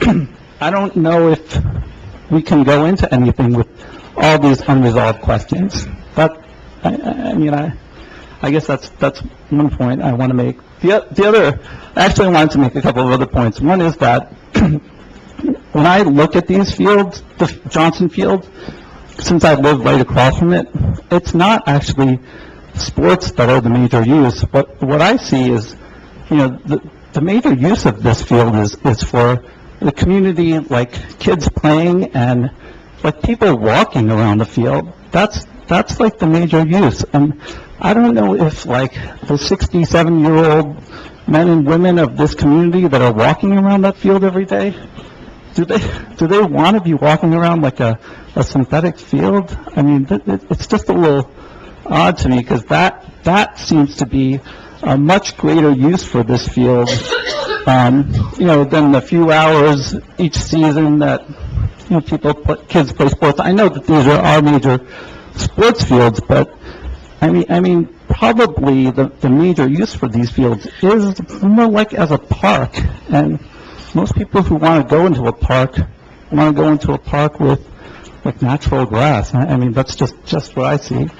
And then just in terms of I happen to also be a sleep doctor, so the lights issue is also another issue that kind of very much concerns me. I'm a sleep doctor, and you're talking about putting huge lights up across from my house.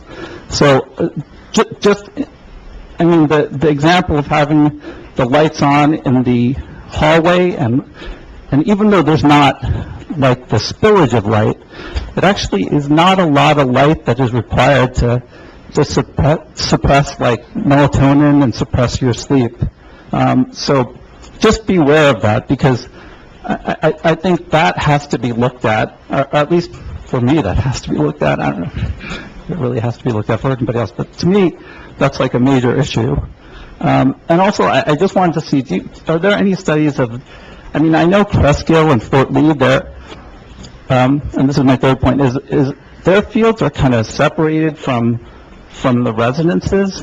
They're not like really adjoining the houses, like right right on the field, as opposed to Whitfield. So I'm just wondering about if there are studies about, like, if there's any off-gassing from these fields, or like the air quality around these fields, because... I would tell you, go to Tenafly, go to the municipal complex. There's a field at the municipal complex that has lights on it that's served, and it's surrounded by houses. It's been there for, I don't know, 10 years. I have no idea. We don't... I mean, if you don't want, if you're, I guess, worried about the... I'm a physician, so, I mean, just visiting is not something that I'm interested in. I want to know the data. I want to know the science behind it. I want to know what the chemicals in the air are. I want to know the particle sizes and what's in there and how much is getting into the lungs. I mean, who cares what it looks like or who's right there? I don't understand that comment. The issue is from rubber, correct? No, it's anything synthetic that's not organically growing on the field. I mean, I don't see that. And one other comment is, in terms of the question between the cork versus the, like, synthetics, that, like the crumb rubber or whatever, if you put something synthetic there, if it gets infected, like if a fungus grows on it or a bacteria grows on it, just like when you have like an artificial hip or artificial knee, if those things get infected, they're much harder to get rid of any infection from. I'm just saying that, like you were saying, that these, like, just because it's synthetic, it's somehow sterile, but there's no way that's true. I mean, that it's less prone to infection or bacteria or harboring some kind of infection than with something cork. I think that's what you said before. But I don't think that's true at all. I think, in fact, it's the opposite. If something is synthetic or artificial, it's going to harbor an infection until you have to sterilize something that's inorganic. I mean, there's no way to get rid of it otherwise. That's just fairly scientific. All right. Thank you. Thank you. Yes, sir.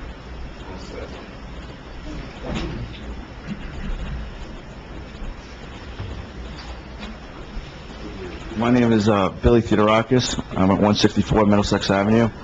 I'm an assistant coach with a lot of people in this room for the minor leagues, part of the Little League.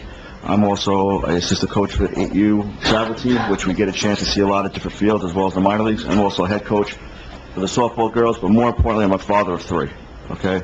10-year-old, 8-year-old, and 5-year-old. All three of them love to go to Johnson Field for various reasons. My youngest with the playground, my son, I can't pull the kid off the baseball field, okay?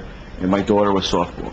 The one thing I want to say is, a lot of parents tell me, why is a Little League field in so much better condition than the softball field? And I've been talking to Richard a lot, and Richard's been great in helping me. I just came from the game today. The field looked great today, okay?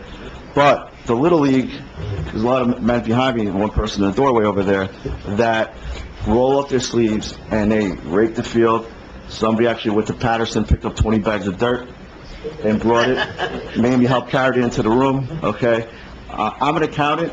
I'm not going to sit here and tell you, as an engineer, to tell you what to do. The only thing I do ask from the town, let's not shortcut anything. Let's get our kids out from in front of the TV playing stupid video games on iPads, okay?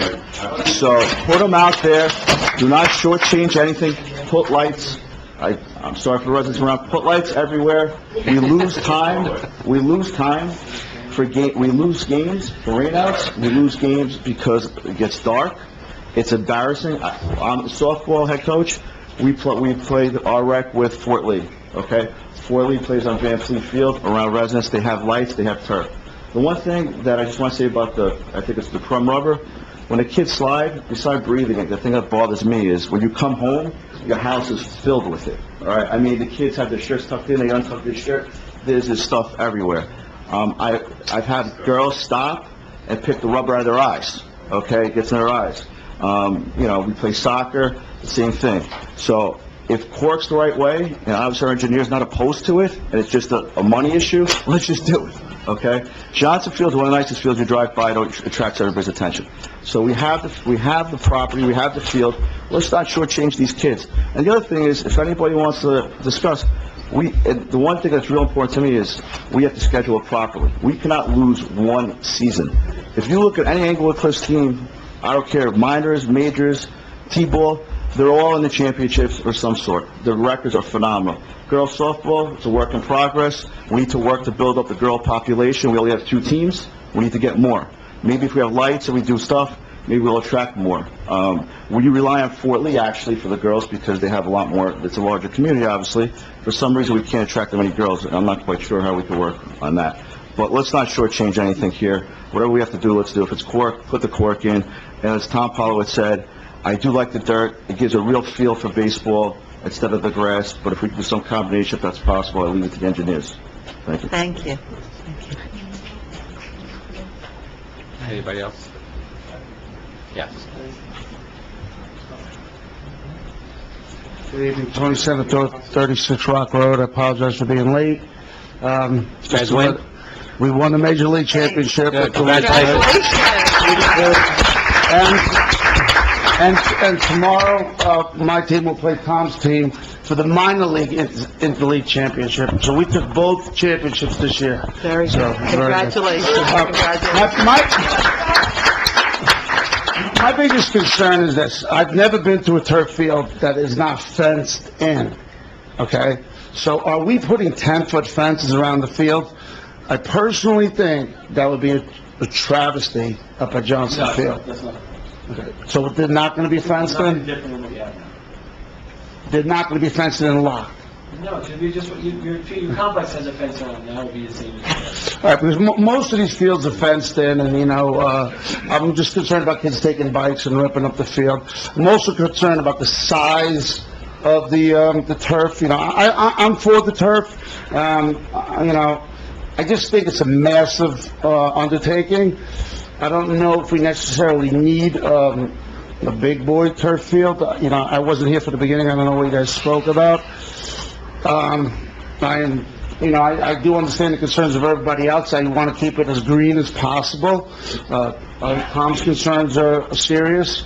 I know we've been, beating a dead horse here now for a long time, and some decisions need to be made, but I just hope you guys decide to do something to compromise with everybody in town. And like I said, our field, our Little League field, it's not in the greatest condition, but I'll be honest, it's better condition than some other towns, so I don't know how we're going to spend the money here, but the fact that we're looking to improve the situation, I think we're on the right track, and that's all I really wanted to say.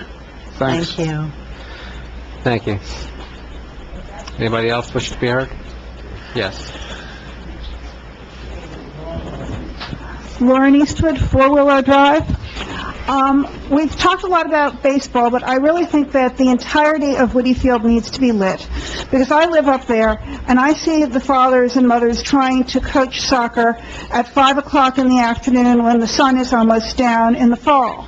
And we also need to address the ability to play soccer and to play baseball early in the season, and all these fields. The soccer field has to be lit, or, what's the point? The other thing is traffic. Traffic on Johnson Avenue has been a problem since as long as we've been living here, and probably before. 2 mayors ago, we received a letter in the mail in our neighborhood. There had been complaints about speeding on Johnson Avenue. So the late Mayor Parisi had sent out the police to investigate this situation. And the letter we received was, we have heard your complaints, and the police have studied it, and they have determined that 70% of the speeders come from your neighborhood. So that if you people don't want speeding on Johnson Avenue, you should stop speeding.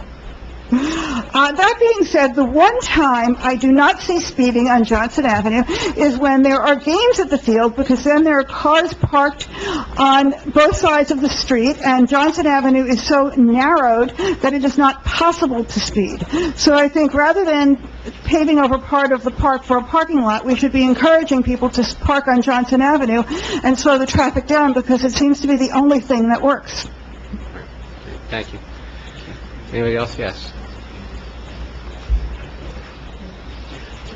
Deborah Sabari, 106 Hollywood. What's the show's name? Andy. If we were to put the parking lot there, this is your recommendation, this plan too. So where would the park go? Actually, where the field is now? The park would go in the area of the field that's currently kind of a foul area of that existing field. Is that where the walkway is? No, the walkway does cut through, that's the existing walk through here, and we kind of bend it around the 3 trees. So it would be closer to the baseball fields, The park. to the park? Yeah, the park It would be itself close would to- now it be would sitting... close to the So is there any danger there in... It's so far out in the far side, I mean, you'd have to extra fencing up on this side, but, right now it's where it's... But we could protect the children that are playing in there. So if you went with turf field, could you change your mind 10 years from now, we have to replace it? And put grass? Yeah? So, Grass, 10 years from now, change it to that turf. yeah, I have a lot of personal concerns. My children grew up here and played on a grass field, and it never seemed to be a problem. I understand that we want to, come into, the century and possibly, make it more advantageous for our sports teams to have turf or, basically a sports center. It looks like what's happening here to me, in my opinion, is that a park is now becoming a sports center, which will benefit a portion of the community. So, that being said, is it possible to put a referendum out and have the community decide if this is how they would like to see this amount of money be spent? Because this is a lot of money we're talking about. At a minimum, with grass, it's $2.5 million, and if it's turf, how much is it? Like, what's the difference in pricing, and would we... You have to be careful with the estimates, because it depends on what you decide to do, so if you... Okay, so let's say a minimum. If you did a mishmash of a little bit of everything, If you need to go with everything, you're probably spending about $2.5 million. and that's a lot of money. So, in my opinion, I think you should leave it up to the taxpayers to decide how they feel about it. Thank you. Anybody else? Yes.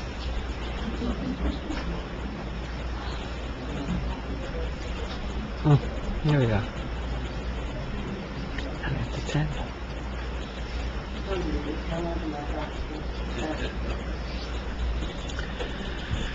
Yvonne Favaro, 70 Johnson Avenue.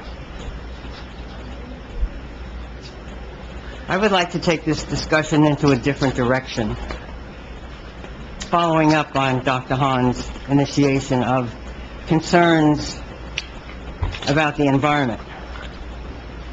Every time you cover over the soil, you decrease the porosity and so you increase the runoff. And so you just make the situation worse. If water is a problem, then covering the field with an imporous material is only going to make that worse. I like what Dr. Hahn said about the fact that people go there to be with nature. I don't think they're really going to look at, want to see plastic. They could do that at home. So my concern is, first of all, the environment and passive recreation. All of this has been a discussion about sports, and I understand that. I love sports. My kids played here. We had 8 Little League teams, 8 minor league teams, and there never seemed to be a problem about rainouts. We made them up. Rains.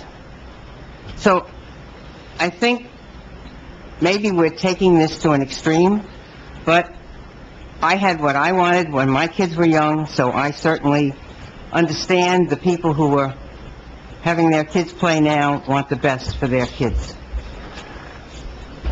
But I come here to speak for the trees. So, when I first started with the Shade Tree Commission,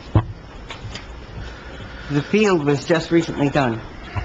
And as a matter of fact, Andy, you and I had several discussions about how the regrading was going to damage the trees that were there. There were no young trees there at the time, they were all mature trees. And as the Shade Tree Commission chair, I know we took about 20 of those trees that you graded a little too high, had to take them down, an expense to the town. So I would like to ask that since there's no mention in your report about trees at all, that I would like to have more specifics about which trees are coming down. And by the way, they're all numbered, so you could tell me exactly which ones they were. And perhaps we could have a discussion, and maybe with the project director also figure out a way that we could not impact against the trees that you are keeping. Never mind the ones that you feel that you have to remove. I mean, as soon as the mayor and council decides on the option, we get to the preliminary design, we can literally we surveyed all the trees where they are. We can literally take the concept and try to work on the trees. What I'm hearing is we want to do that, so that's what we do. We're just not at that level of detail yet. We do have them all located, so we know where they are, what numbers they are. We have them all surveyed, so the idea is once we decide what you want, then we'll work the concept into the save the trees. Yeah, I have some very mature trees that you just can't sacrifice. I've been working on this for a couple of years, and we figured out where all the trees are, and we mapped them out, and I have here... I worked with your map, thank you very much. I know they could really go on that. Okay, we'll take it. Actually, it's not up to me, it's up to Lauren Eastwood, who is now chairman of the Shade Tree Commission. The fact that these trees will be impacted is important. And the fact that the people walking around there, and I live across the street from the field, so I see exactly what Dr. Hahn was saying, that during the day, there are a lot of people on that field. You see a lot of people from the local businesses walking around, and talking about benches, the Shade Tree Commission built several benches that we used for a tree that was damaged during the construction, and we had to remove. Those benches need a bit of work, by the way, Mark. So I would like to offer my services as a certified arborist and meet with you and your project manager and see if we can minimize the damage to any trees. Grading and trenching in particular are concerns. Redoing the sprinkler system, I assume that'll have to be completely redone. Yes. And making sure that the trees that remain receive the right amount of water, because the Shade Tree Commission is actually the ones who put in that sprinkler system on the outside, not on the inside, but on the outside. We worked very hard on that for a long time. And it's fine to redo it because we added trees, so it needs to be upgraded. And I understand that there's no improvement without change. But I certainly would expect that you would do your very best to protect all the trees that are there. And about moving trees, there is a limited success with that, depending upon the size of the tree. Agreed.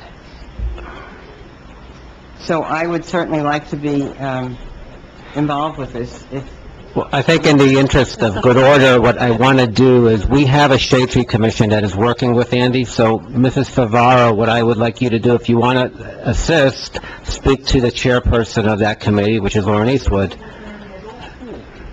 Okay?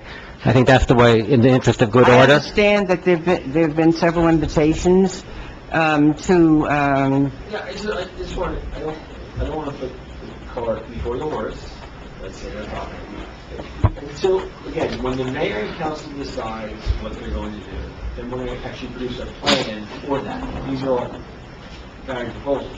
Once we do that, then we would be involved with the environmental commission to kind of say. Shade tree. Shade tree, right. So, yeah, I mean, look, we all love our children, we all love our trees, we're going to make this work for everyone, okay? You're not the only person who likes trees, Mrs. I Favaro. would be also concerned about the environment. The more that... We also love the environment, Mrs. Pave Favaro. it over, the more problems we have. And of course, with all this, publicity about global warming, which I thoroughly believe in, the less pavement you have, the better we are. And even if we do just a little bit, we're better off making that contribution by not paving over. And I'm speaking particularly about the parking lot. I really don't think that the parking lot is necessary. People have been parking in front of my house since I've been living there, and I have no problem with that. As long as they don't block my driveway, that's fine. And you can go all the way up to Sage Road, Laurie Drive. So there's plenty of room for cars. So I really object to the parking lot. Other than that, I'm anxious to hear what your new plan is. Thank you. Anybody else wishing to be heard? Just raise your hand. Yes.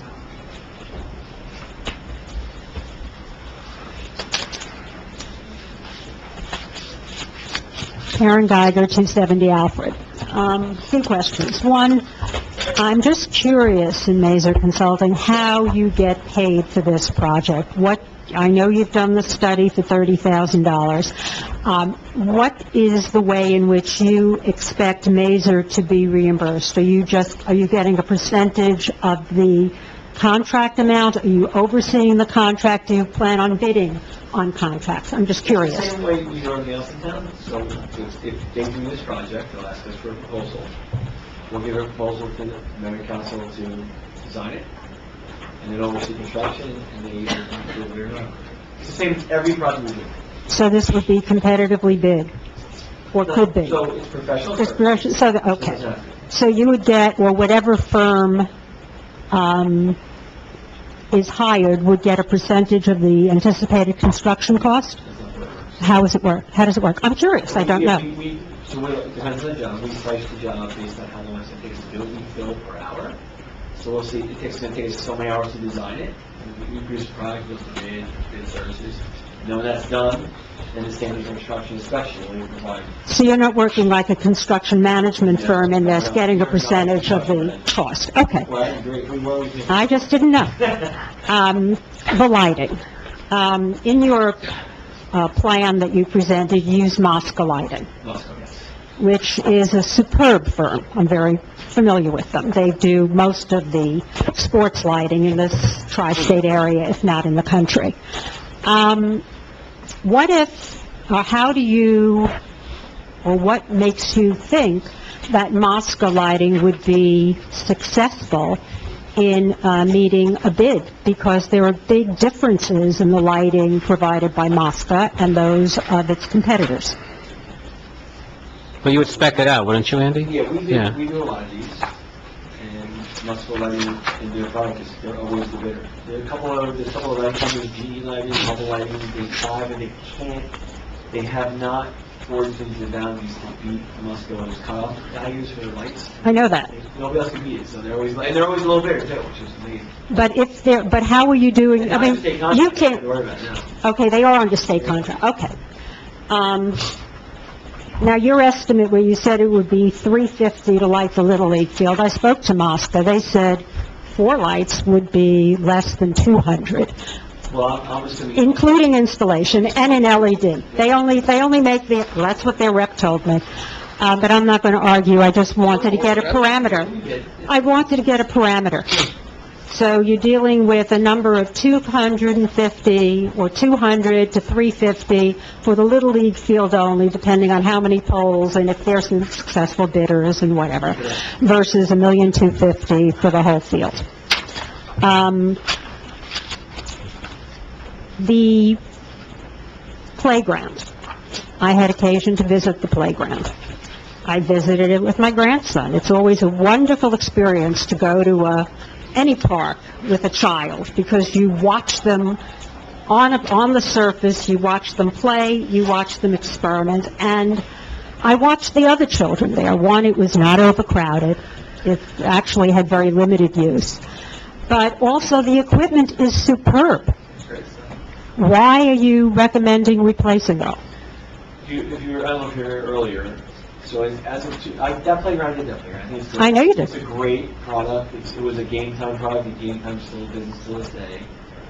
The playground doesn't meet the ADA regulations as of 2000. But that's the entrance to the playground. No, that's the structure itself. So why don't you build an ADA compliant as an additional, the items that you have on that playground are in excellent condition. I mean, I went through each one of them, blessed are grandchildren.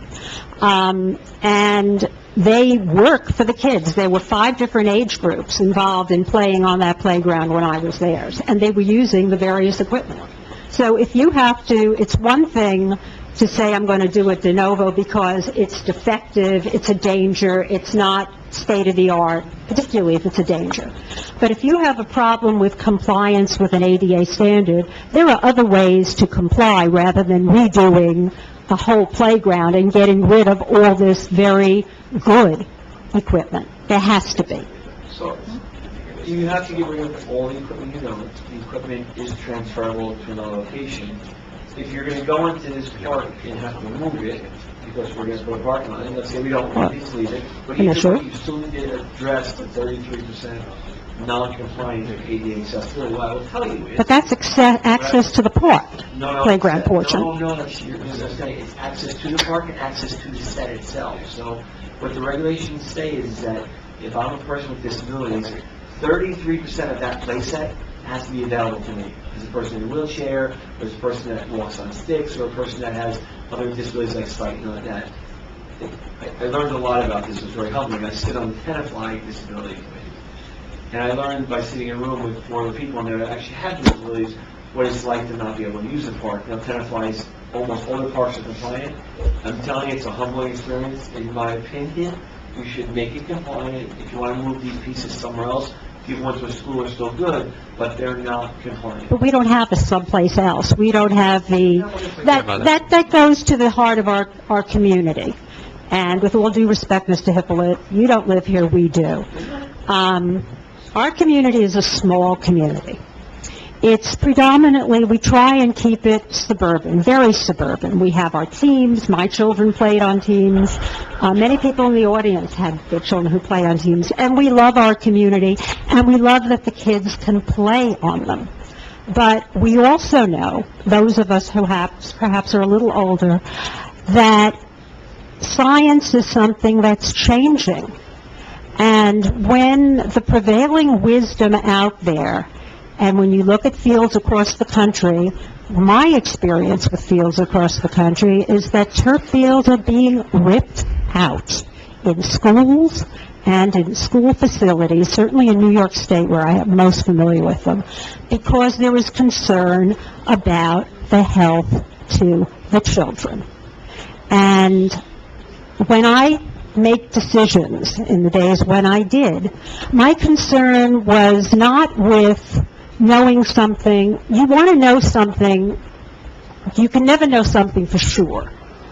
But if there's a possibility, even a remote possibility, that a child's health will be endangered because of something that we are doing to something that we as a community are doing. This is not a personal decision to put carpeting in a home, which if I want to have something that's carcinogenic, I may be a Looney Tune, but it's my prerogative. You are dealing with the welfare of children.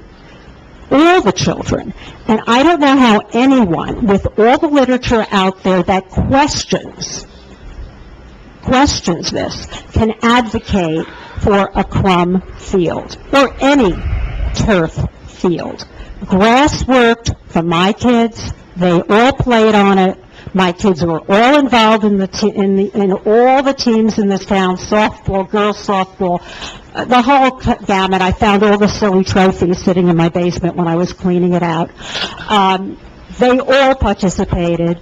They went on to high school. They did sports at their high schools, and they went on to college, and I consider them they didn't do sports in college, but they learned. They're now people that I'm proud of.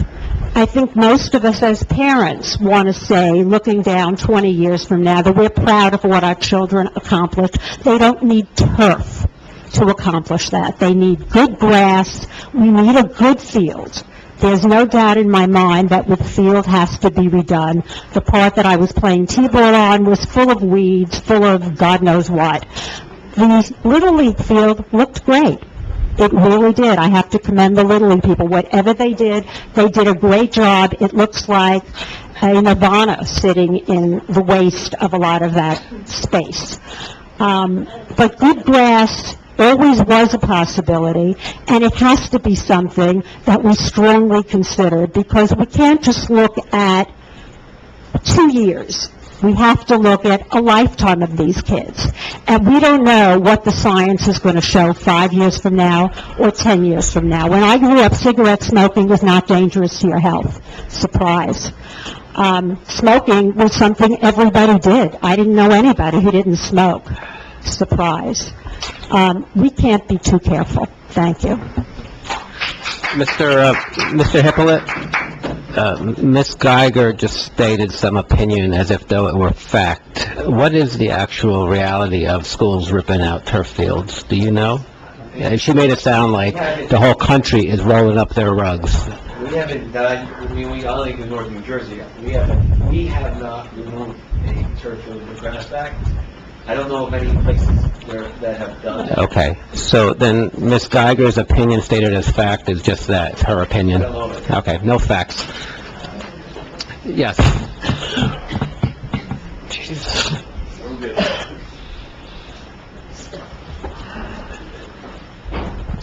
I'm Mary O'Shea, 12 Irving Avenue. I'm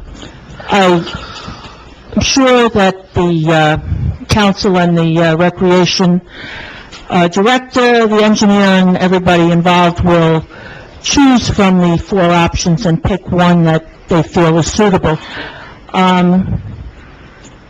I personally like grass. If part of the field needs to be synthetic of some type, I would hope you would use the cork rather than the rubber. And rather than 70-30, I'd rather it 30-70. If the diamond for the Little League field needs to be synthetic and cork, I'd rather see the softball field and soccer fields and the rest of the park to remain grass.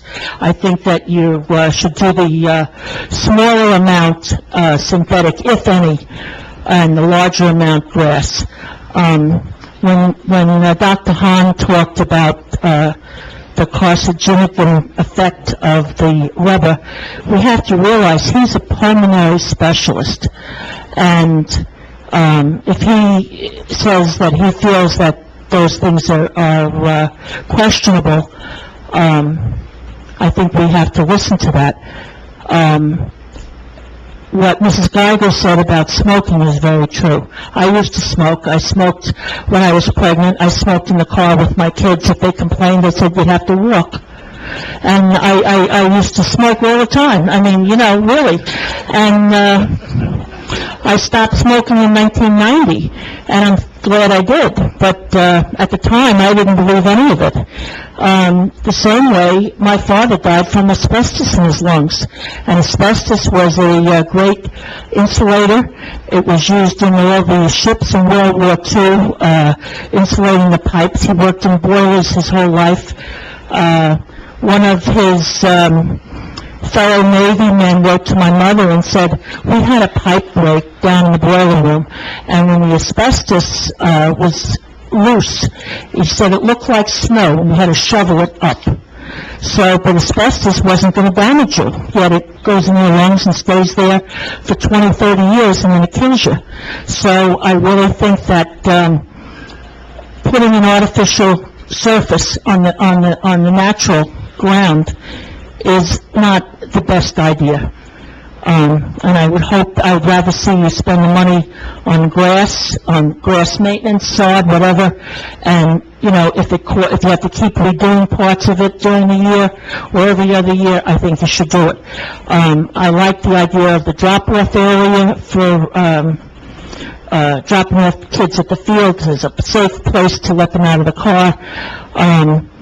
With the playground, I had seen, some, playground equipment on the internet where wheelchairs can actually be accommodated on the swing sets. And I think that handicapped children should have the same opportunities for play value as healthy children.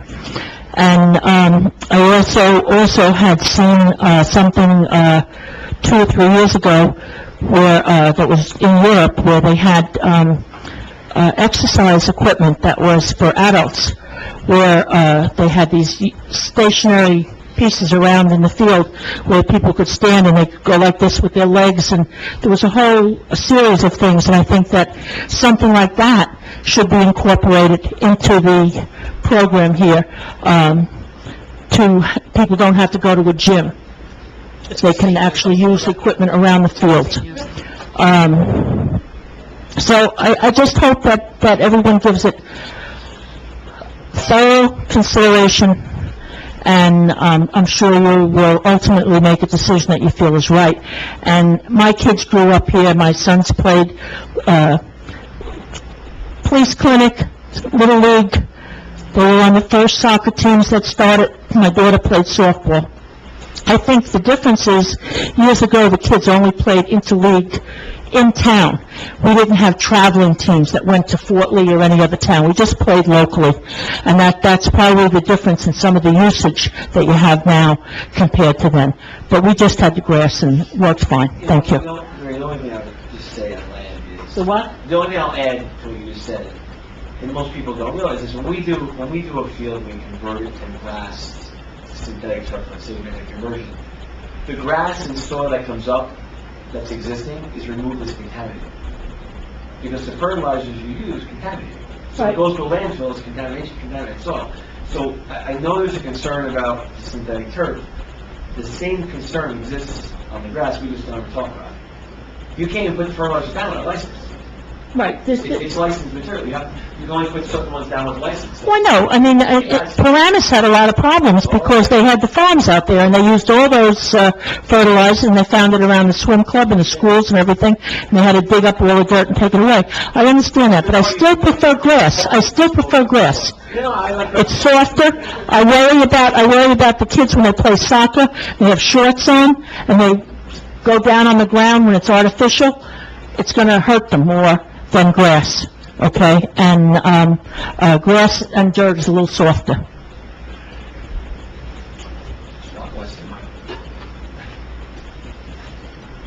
Is there anyone else? Yes. Hi. You gotta excuse me because I'm not much for a speaker, but I'm a cancer survivor. And they gave me, I tried to find out why. I was a trail driver, and there's a lot of companies that had chemicals, but they never could tell me exactly what the cause was. You're talking about finding what the cause is or the problem. You're never going to find it.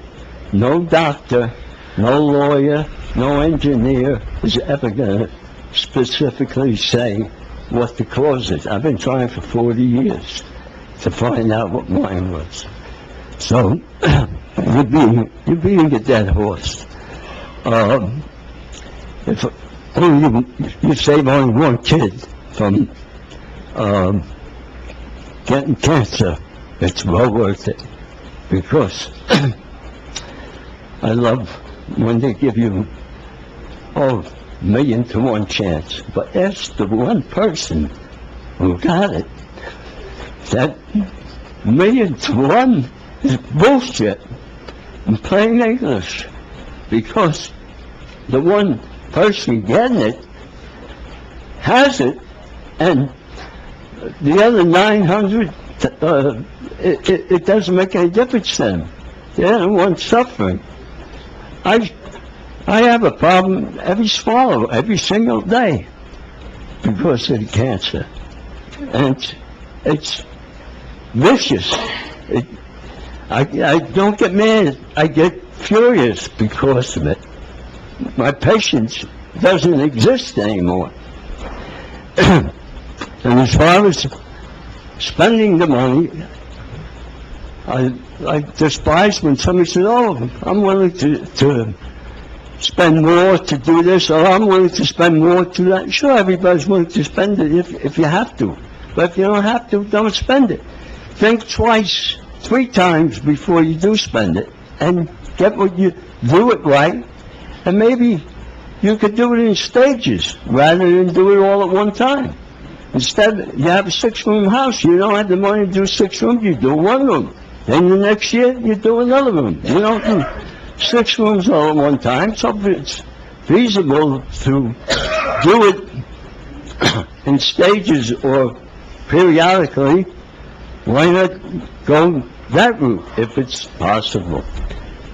Okay? Thank you, sir. Can you just, for our record, state your name and address? Tetafano 8 Marjorie. Thank you. Yes. 730 Floyd Street, Beatriz Aniso. I think that simply by the fact that our field, we only have 1 field in our town, my personal opinion is just because of that, we should try to conserve the greener atmosphere, since there are more families involved, not only doing sports, but also spending time there in the field. I love grass, however, I do agree that the field needs a lot of improvements. So, but those improvements can be done whether we choose grass or turf, but it's definitely not something that needs to be done.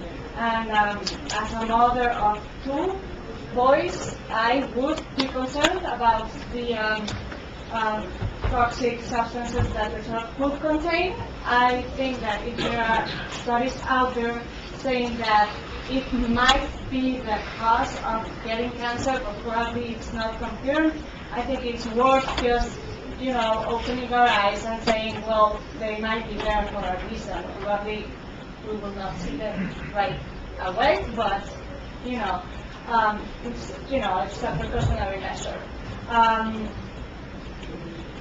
I think that would be my main concern, or probably just upgrading the Little League field with turf using cork. Probably that would be a good idea. But that's, of course, my personal opinion. Thank you. Is there anyone else who wishes to be heard? Yes.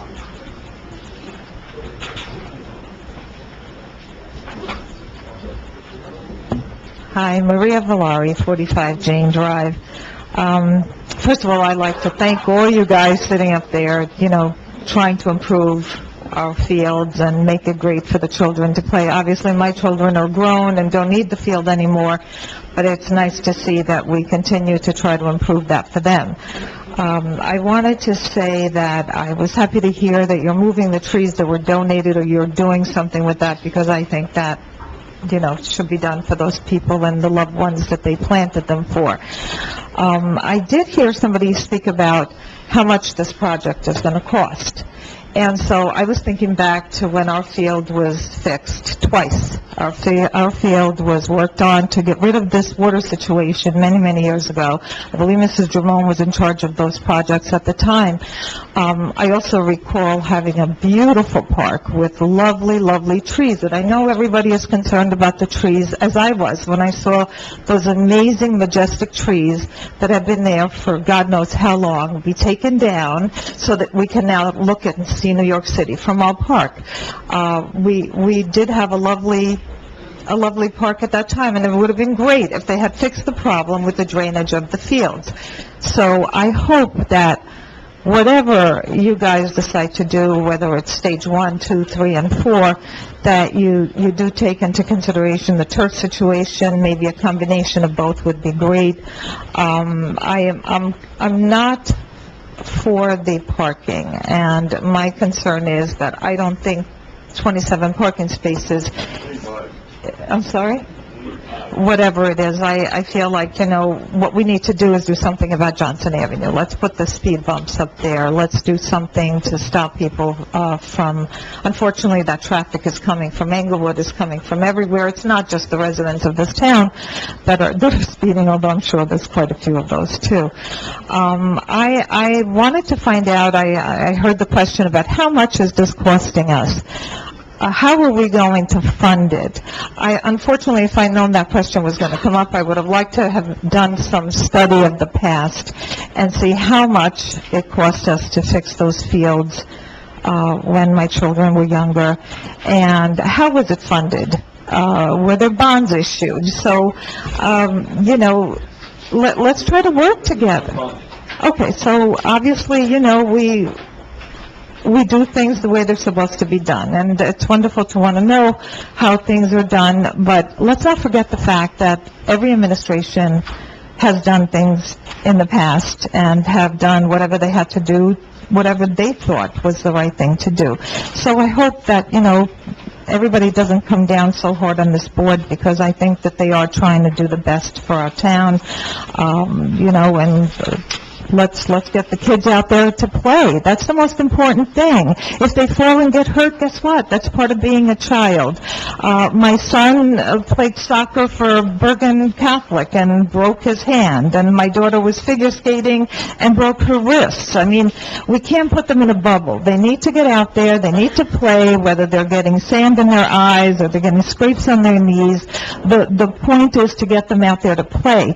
And to say that it's just for play's sake isn't right either, because this is what sparks children to become great football players and great soccer players and great baseball players. So it isn't just to get out there and have fun, but it's also to instill in them maybe a love for something. I think we have 2 kids from Englewood Cliffs who are playing for the major leagues. I mean, it started at Whitfield. That's where it started. And so I hope that, we keep in good spirit with everything and move forward and get a great job done. Thank you. Thank you. Is there anyone else? Yes.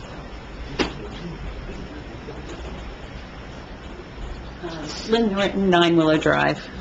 Very interesting comments tonight. I think we have a lot of different ideas than we had in the last meeting. So I think it's good to have that.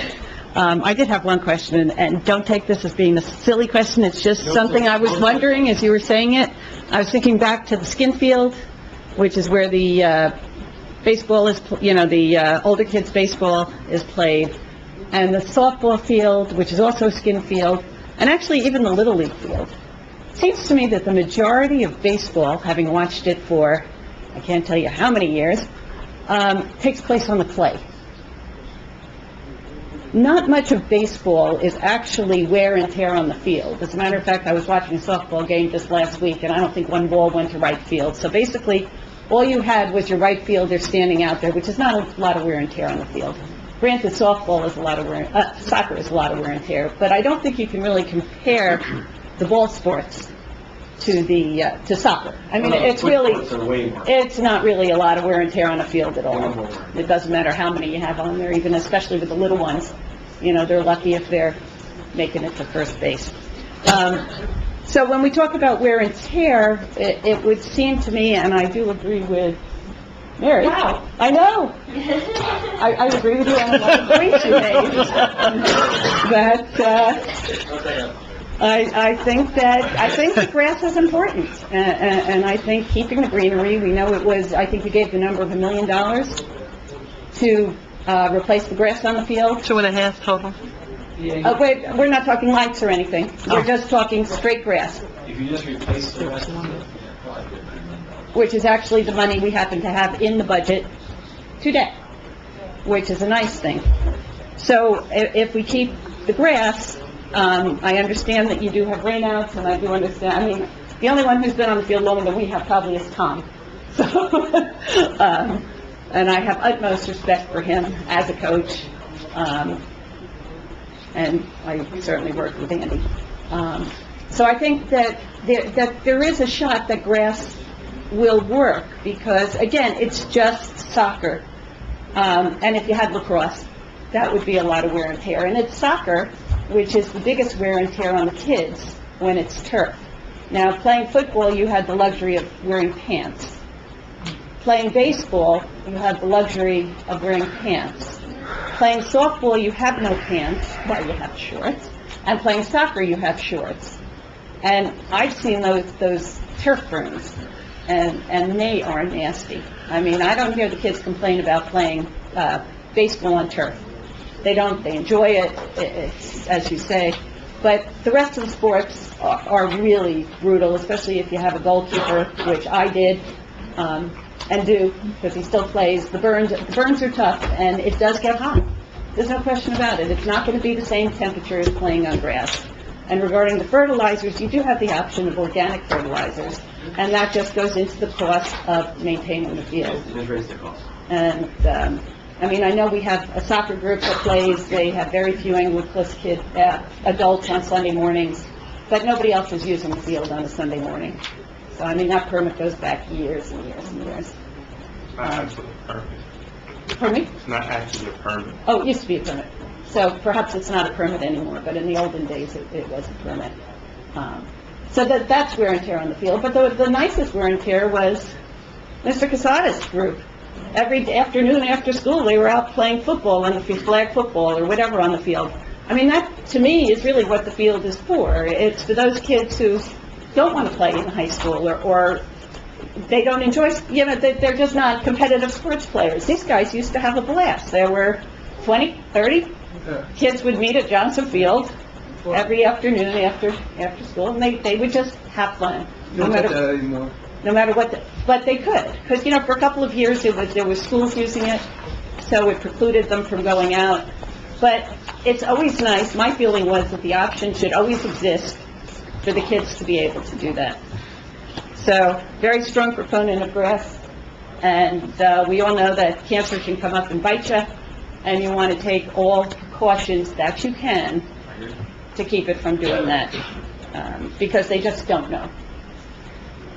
Regarding the lights, and again, I'm going to agree with somebody I don't usually agree with, Mrs. McMorrow. While I don't know that, I would say no lights. Batting 1,000 today. And actually, it's more because when you guys are playing on the field, and it used to be great when I was up there, we worked with SNAP, we did it all, you know, we were there. I wasn't sitting in the backyard of somebody's house, and I happen to live within striking distance of the field. And I hear play-by-play. I get it, it's in my backyard. And, you know, that play-by-play ends at 8 o'clock. But when that play-by-play is going on 9 o'clock, 10 o'clock, 11 o'clock, that's really interrupting my quiet time, my enjoyment of sitting out in my backyard. And this is how I bought my house. This is how it's always been for years and years and years. And I would definitely lose some of the enjoyment of sitting out there when the games are going on into the later hours where I appreciate the quiet. And the other thing you don't necessarily, you think about the light, but you don't think about the noise. It brings cars, it brings people, they're talking, they're laughing, they're screaming, they're whatever, you have it's just interrupting the lives of people who live around the park. And they didn't buy their houses this way, so it's really not fair to interrupt that enjoyment. Now, you did bring up possibly putting it in the back. Right. that would interfere less. And if you could have parking coming from the back, that would interfere less as well. But I wouldn't want to be trying to get my kids to do homework or go to bed or whatever at 8 o'clock at night when there are games going on at the field. They're going to hear it. You know, specifically like Dr. Hahn's house, or specifically, Jerry Mist's house, or the Favara's house. You have people all over the streets, and, I have them too. Every time there's an event, they're all the way down Willow Drive. So I think you should consider that. And I also liked Mary's idea, you do a little at a time. We have $1 million, you do $1 million. You don't have to do it all at once. But if we do it all at once, Mrs. Sabari, as she said, have a referendum. Make sure the town is in favor of it. Make sure everybody wants to spend that kind of money. Because we have competing priorities. I mean, we may have some other massive flooding situation that's going to cost $2 million, $3 million. We may have some other major issue going on in town that we don't know. The roads could collapse. I remember the day that a fire truck went through into the water main. There are issues that happen in town, and I think we have to not put all of our eggs in one place, do it slowly. Miss Norton, may I ask you a question? And it's funny, I had shown this to Andy, the nice thing when you're moving, you find all these things that you packed away and you don't realize you have, and I've just found so many papers that I had gotten in the past, and this happens to be, and I showed it to Andy, because it had his name on it too. At that time, he had been working with Boswell, and it's the project that you guys worked on. That was before my time, but yeah. 2001? Yeah. You were not on the council. Okay, so, but the interesting thing to me with this project was, the amount of money it cost.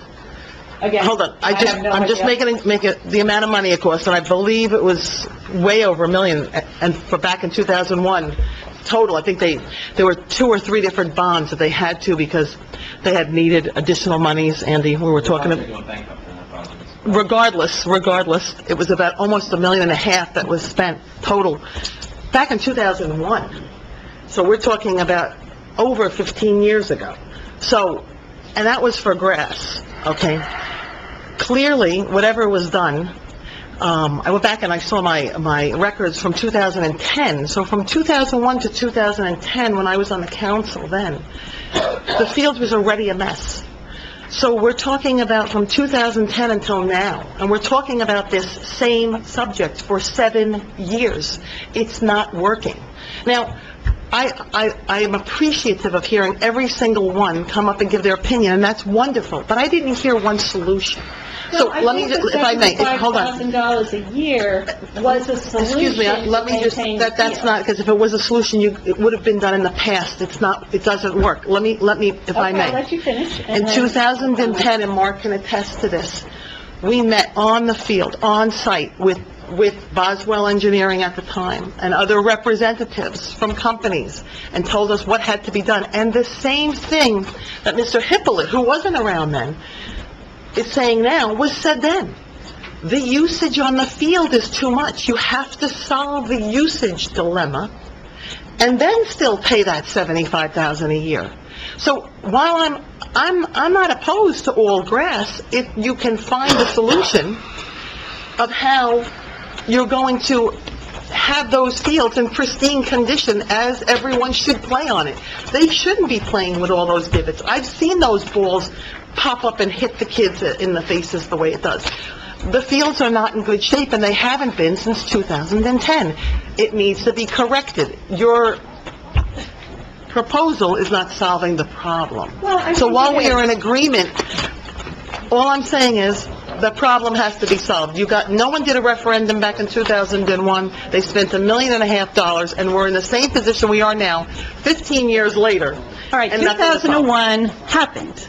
Like, you guys have to get over the fact that there was life before your administration. So 2001 is ancient history. We are here today. Correct. So here today, we are saying, and we don't have the amount, anyway, regardless, if we put down grass and we actually take care of that grass at $75,000, and we watch the usage, we let it rest. Rodney would never let anybody on the field until till opening day.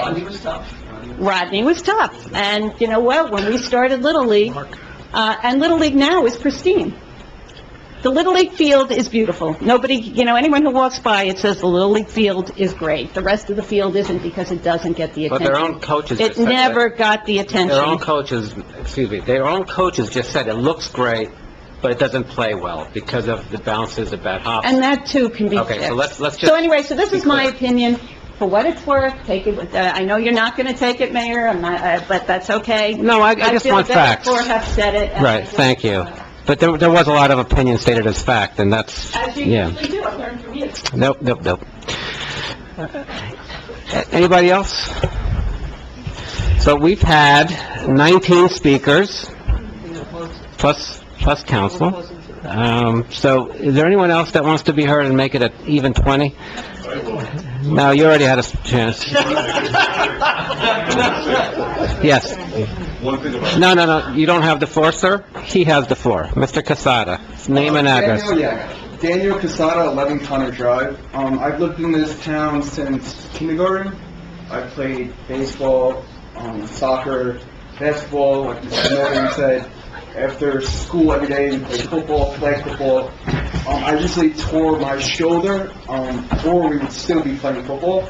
I'm 25 years old, so I'm going to keep this nice and short. I appreciate everyone's opinion here.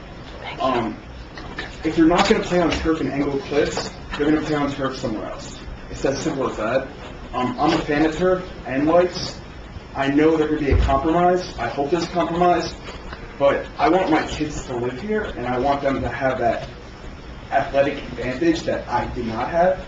And so something as simple as a turf field will actually bring out the competitiveness in a kid that right now does not exist in this town at all. There's no spark to be good at a sport. And I think something as little as that will start to bring this town to a level that we've just never been there before. I know Tom is Rob coming what year was that when we won the districts? 2005, 6, yeah. So I was in about high school, and I used to go to those games. And the community involvement at those games was next to none. People were out that you've never seen in years before, and people rooting for the Engle Cliffs baseball team. And that does not exist anymore, and I think something like this will make that exist, and it'll happen more often than it does. 2005, that was 12 years ago. And we had a special talent, his nephew, Rob Kaminsky. So we gotta also look at that. Something like a field, lights, turf, like the community is gonna start to get involved, and a community like Engle Cliffs is all about bringing people together. This is not political, Republican, Democrat, it's just about bringing people together, and you'd be surprised something as small as turf, how that could spark a community. And like I said, and like I know Tom mentioned it, I'm envious because it's always Engle Cliffs, the one town that I live in doesn't have turf. Why does Fort Lee, Edgewater, Tenafly, every town around us, think about that, every single town around us has turf. We're the one town that doesn't have turf. So are we the smart ones? We'll find out in time, obviously, with all the cancer conspiracies. I don't know, no one knows in here what will happen, but that's my little spiel. Right, thank you. So, proud of Danny, he was one of my players on soccer as well, he's very humble, so you've done well, Danny. Okay, I'm going to ask for a motion to close the public... Second. All in favor? I'd like to say something. All in favor? Hold on. I like to say something. No, we have to close the public portion. Sorry, yeah, it's late. Okay, all in favor of closing the public portions? Aye. Oh, I'm sorry, we have one more. You got 20. 21. Am I the 20th? Blackjack. You're 22. You're 22. Mayor and council, good evening. Matthew Jeffrey, 25 Snyder Road, president of Engle Cliffs Little League. On behalf of all the Little League parents, we have over 100 parents. Please do something. You have a lot of good options. You have lights and/or turf. We need a field and a facility that matches the energy and enthusiasm of our kids and our families. Tonight, we won the Majors Interleague Rec Division. Congratulations. Thank you very much. Tomorrow, Engle Cliffs is assured of winning the minor league because you have two Engle Cliffs teams playing each other. Our Coach Pitch team, which started the year 1-7, made it to the Coach Pitch finals On Saturday, they lost, but they were the runners-up. I mean, huge achievements. Where's that game tomorrow? Johnson Field at 6 o'clock, so I encourage all of you to attend. A couple other points. You watched the College Baseball World Series. Turn it on ESPN. Every region, they're playing on turf fields. I've said this for a year as well. You look at every other town in our District 6, which is basically the eastern part of Bergen County, everyone but us has lights and/or turf. On behalf of the Little League, we respectfully request that you do something and please add to the lives and recreation facilities of our kids and our parents. Thank you. Thank you. Okay, can I have a motion to close public portion? So, second. All in favor? Aye. Councilwoman Park, you had a question? Not a question, but, so, I know that, I have two kids, both in Little League. I don't know if Victoria's playing this year, but I know Bill, we were on the same team last year. My husband's been an assistant coach for the last 4 years. Baseball in this town has come a long way, and I'm very proud that baseball in Englewood Cliffs has come such a long way, and my kids are having the best times. The Little League coaches are great, the dads, they put in so much effort and their time, and, this is a big decision, as far as turf and lights, and I don't think it's something that, that we should decide overnight. And again, I know there's costs as well. I think, Catherine, you said we only have $1 million to bond right now? Okay, so, those are the things that we need to consider as well, because we don't want to put in the back burner. We want to see something happen, and we have to be, very conscious of what we have and what we can spend. I'm building a house. I'm done. And she was building, President Carol McMorrow was building a house, and even though, of course, I would want, everything that I want for the house, there's still a budget that I must follow, and we have to prioritize what's most important and what's not. That being said, as far as the turf, the crumb rubber, my husband and I go back and forth on this. He seems to not think it's a big deal. I read an article recently in the New York Times about a bunch of girls who played soccer, and they're all goalies, and they're playing on the turf, on the crumb rubber turf, and they apparently all got some kind of reproductive issues. That being said, at this point, I don't think I would ever want my kids to be, playing on that, just in case. So I'm definitely against crumb rubber. I wanted to wait till I heard everybody speak and give my opinion, because I am all for grass, but maybe I thought someone in the audience could maybe, change my mind about maybe doing cork or maybe doing something else, but I think that the budget kind of dictates that maybe we can't have everything right now. So, if it was my choice, or if I had some say, I would say I think lights are very important. Our kids, granted we don't have turf, but we get to play until the sun goes down, and at sometimes it goes down really early, 5, 6 o'clock. We should stop in the middle, and I don't think, that's fair to our children, and I think, perhaps if we had a shutdown time of 9:30, I think people would be okay with that. And the gazebo, I'm against the gazebo. I go to Overpeck Park every now and then, and there's always that one gazebo, and everybody's fighting over the gazebo because someone's in there for 3 hours and they won't leave the gazebo. So, I think more benches are great, but having one large gazebo, I think is going to end up with residences kind of, maybe bickering over the gazebo. Also, I just want to say that, I live on Pershing, which is a very busy road. And, there's we have a speed sign at one end of Pershing, but as soon as they pass Summit and come onto Floyd, that's my block, people are going 40 and 45 miles an hour. So I don't really think there's any way to avoid the speeding unless you put a speed bump, and maybe I think that's a better idea than the parking lot. And the parking lot, concerns me, because when I first moved into this town, I was contemplating whether or not to have a playground in my backyard, to put up a playground. But my husband said, if you put the playground in the backyard, the kids will never go and play in the park and meet other children. So we decided against the playground in the backyard, and we went to Whitty Field to meet other children. But all the children we met were from other towns. They're, mostly children from Tenafly that were, So, as far as the playground, I think the playground's great. I would love to make it ADA compliant. But I think if we had a parking lot, that would just kind of entice other, communities to come to our town and use the facilities. And again, I think if we could do this piecemeal, I think that's a good idea. And there's nothing saying that we can't do grass for the first 2 years, and then if that doesn't work, and spending the money on maintenance, and if that doesn't work, then we can go back and do park work. But I don't see why we have to do all or nothing at this point.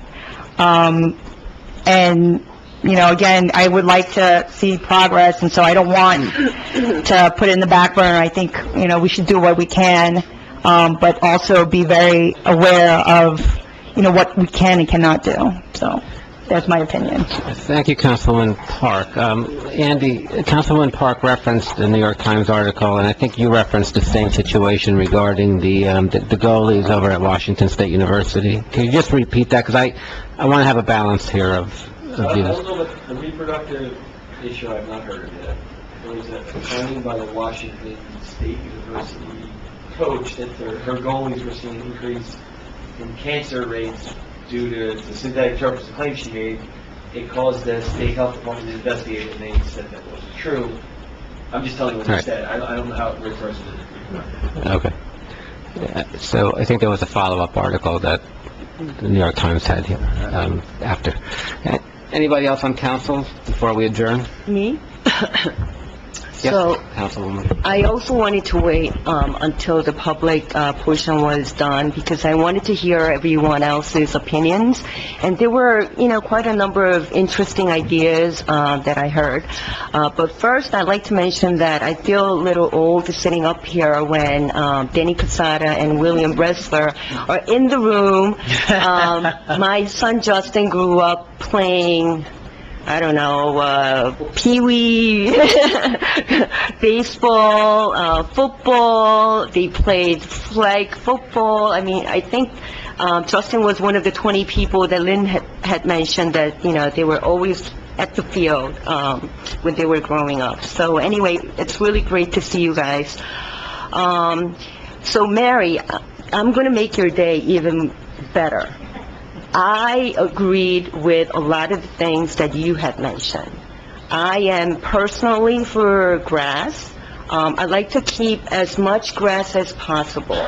But I also understand some of the coaches' concerns about, canceling the games when it rains, and, maybe even like what Dan Casada had mentioned before, like we want to give our youngsters competitive edge. We want them to be exposed to playing on artificial turf, whether it's rubber or cork.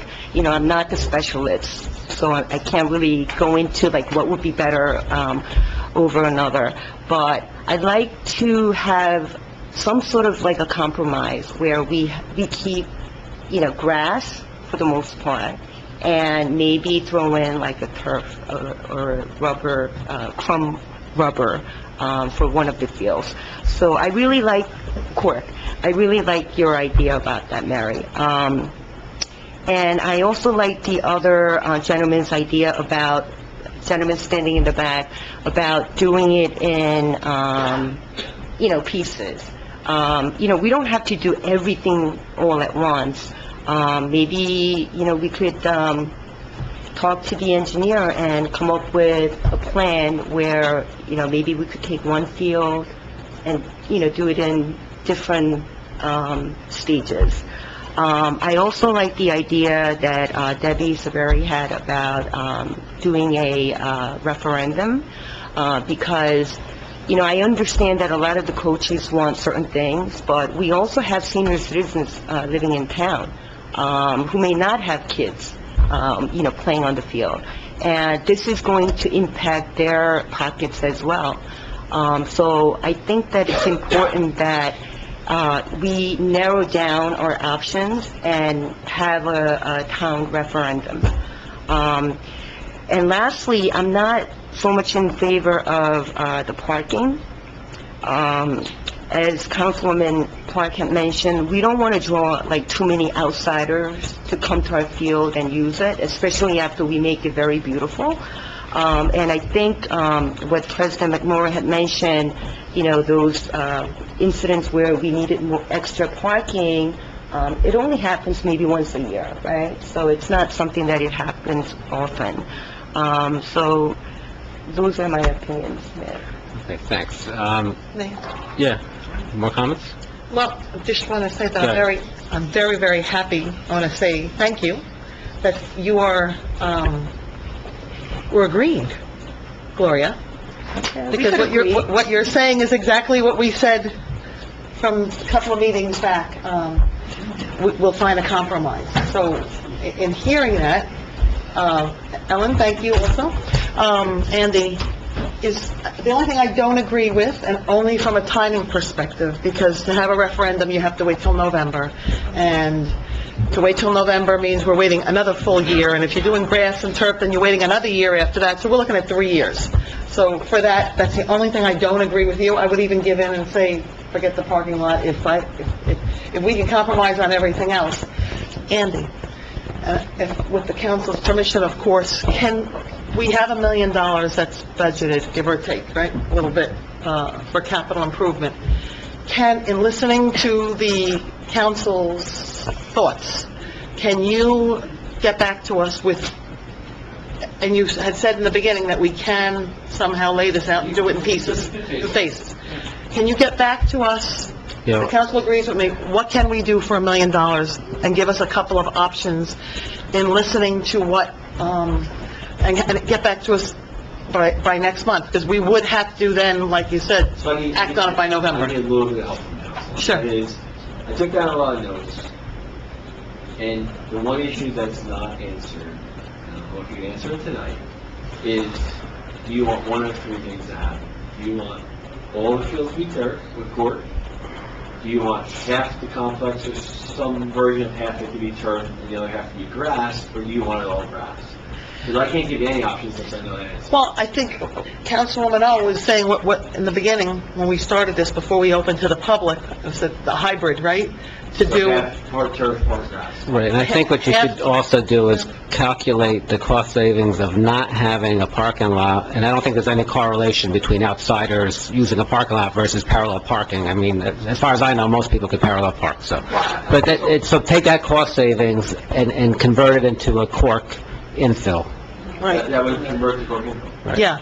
And then, like, just see how in phases we would do it, but obviously taking into consideration that if we started in November, that Little League would be able, and we have to do it in a phase, so we have to pick a phase that we're not ripping grass out and leaving no, you know what I mean? Andy? Because, hold on, the only reason I'm saying that is, I'm in the back of my mind, knowing what the school's proposed timeline is, so we don't want to be out of grass while they're out of grass, because if we have to go there to play it all, yeah, we need our grass, because it looks like they're doing their grass first, I think, so. Your $1 million is tight, and I want to give you the best phasing schedule for your dollar. Right. But I still need a cumulatively answer, and whether it's all for one of the options or some split version. I need a direction on what I'm going, if I'm going all grass. Well, I think it's hybrid, right? I mean, just Can we get an option on both, meaning all grass, and then the other one would be hybrid, and the hybrid would be cork, not rubber? Well, I think it sounds like from council perspective, rubber's off the table. It's cork. Right, it's, I would say cork for me. Let's take that off the table. Yeah. Just cork. Yeah. Just cork. I already had that note. Just cork, but just So I a need everyone portion in of the it. audience to drink a lot of wine and send us your cork. So then you want the all grass option and a hybrid option. Yes. Yes. That's fine. And then do all the other side extra things. Well, I think they already all are broken off, like the gazebo thing. Like, we could do that in I'll phases. do that. I think, like, even if we don't do it, but like, don't put anything in its place for right now, and then if we want to add it later, we can always come back and lay it. My biggest concern from an electrical standpoint is running the conduit.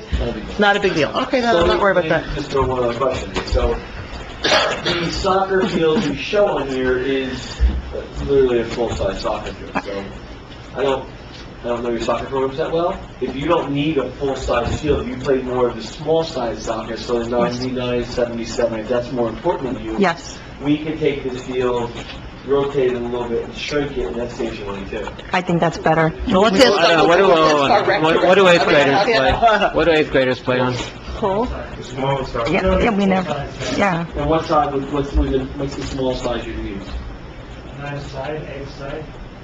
So 9v9. Okay. That's usually 2 All right, I can fields. work with that. I can work with that.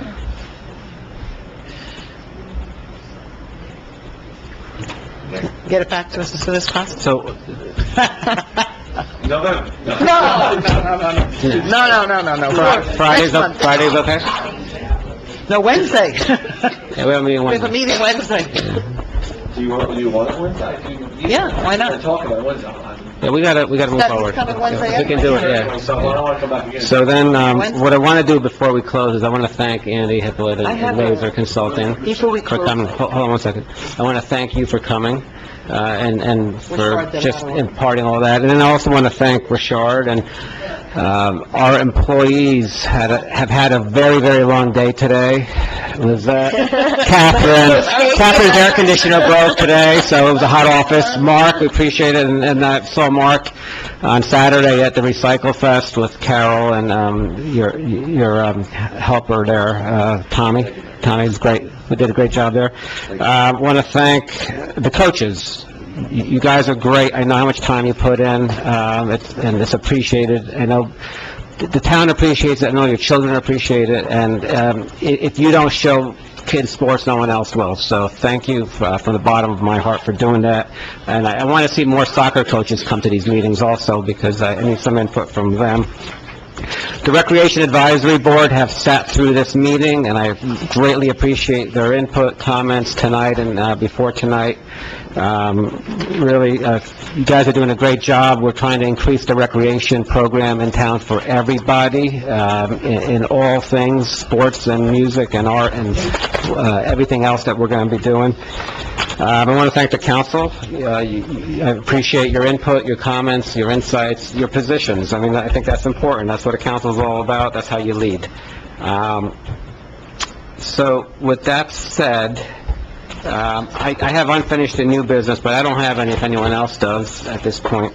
Anybody, new business, old business? No, actually, You had a comment? Yeah, I had a request for Andy. So when you were going to put together a proposal for the hybrid option, would it be possible for you to keep in mind that, the town, personally, I would like to keep it, as much grass as possible, with the option of having the artificial... That's why I asked for the size of soccer field, they shrink it. Yeah, Okay. You can shrink it, so... So I know you had mentioned maybe 50-50, but more like 70, 30, 70 grass, 30. So, as much as you can get... As little as, give us go as little as possible. Right. All right, so, and I also want to thank the members of the public who came, who attended, who spoke, whose phones kept going off, especially you. I want to thank you for your input. Tonight's meeting, we got into the weeds a little bit, no pun intended, a little bit more than the last meeting, and I think we all handled it thoughtfully and respectfully for the most part, and I appreciate that. It's important to thank, I want to say thank you to all my members down there on the other end for all working together, and great things happen when we all put our minds together. Okay, so can I have a motion to adjourn, please? Second. Second, okay, should we just start Wednesday's meeting now?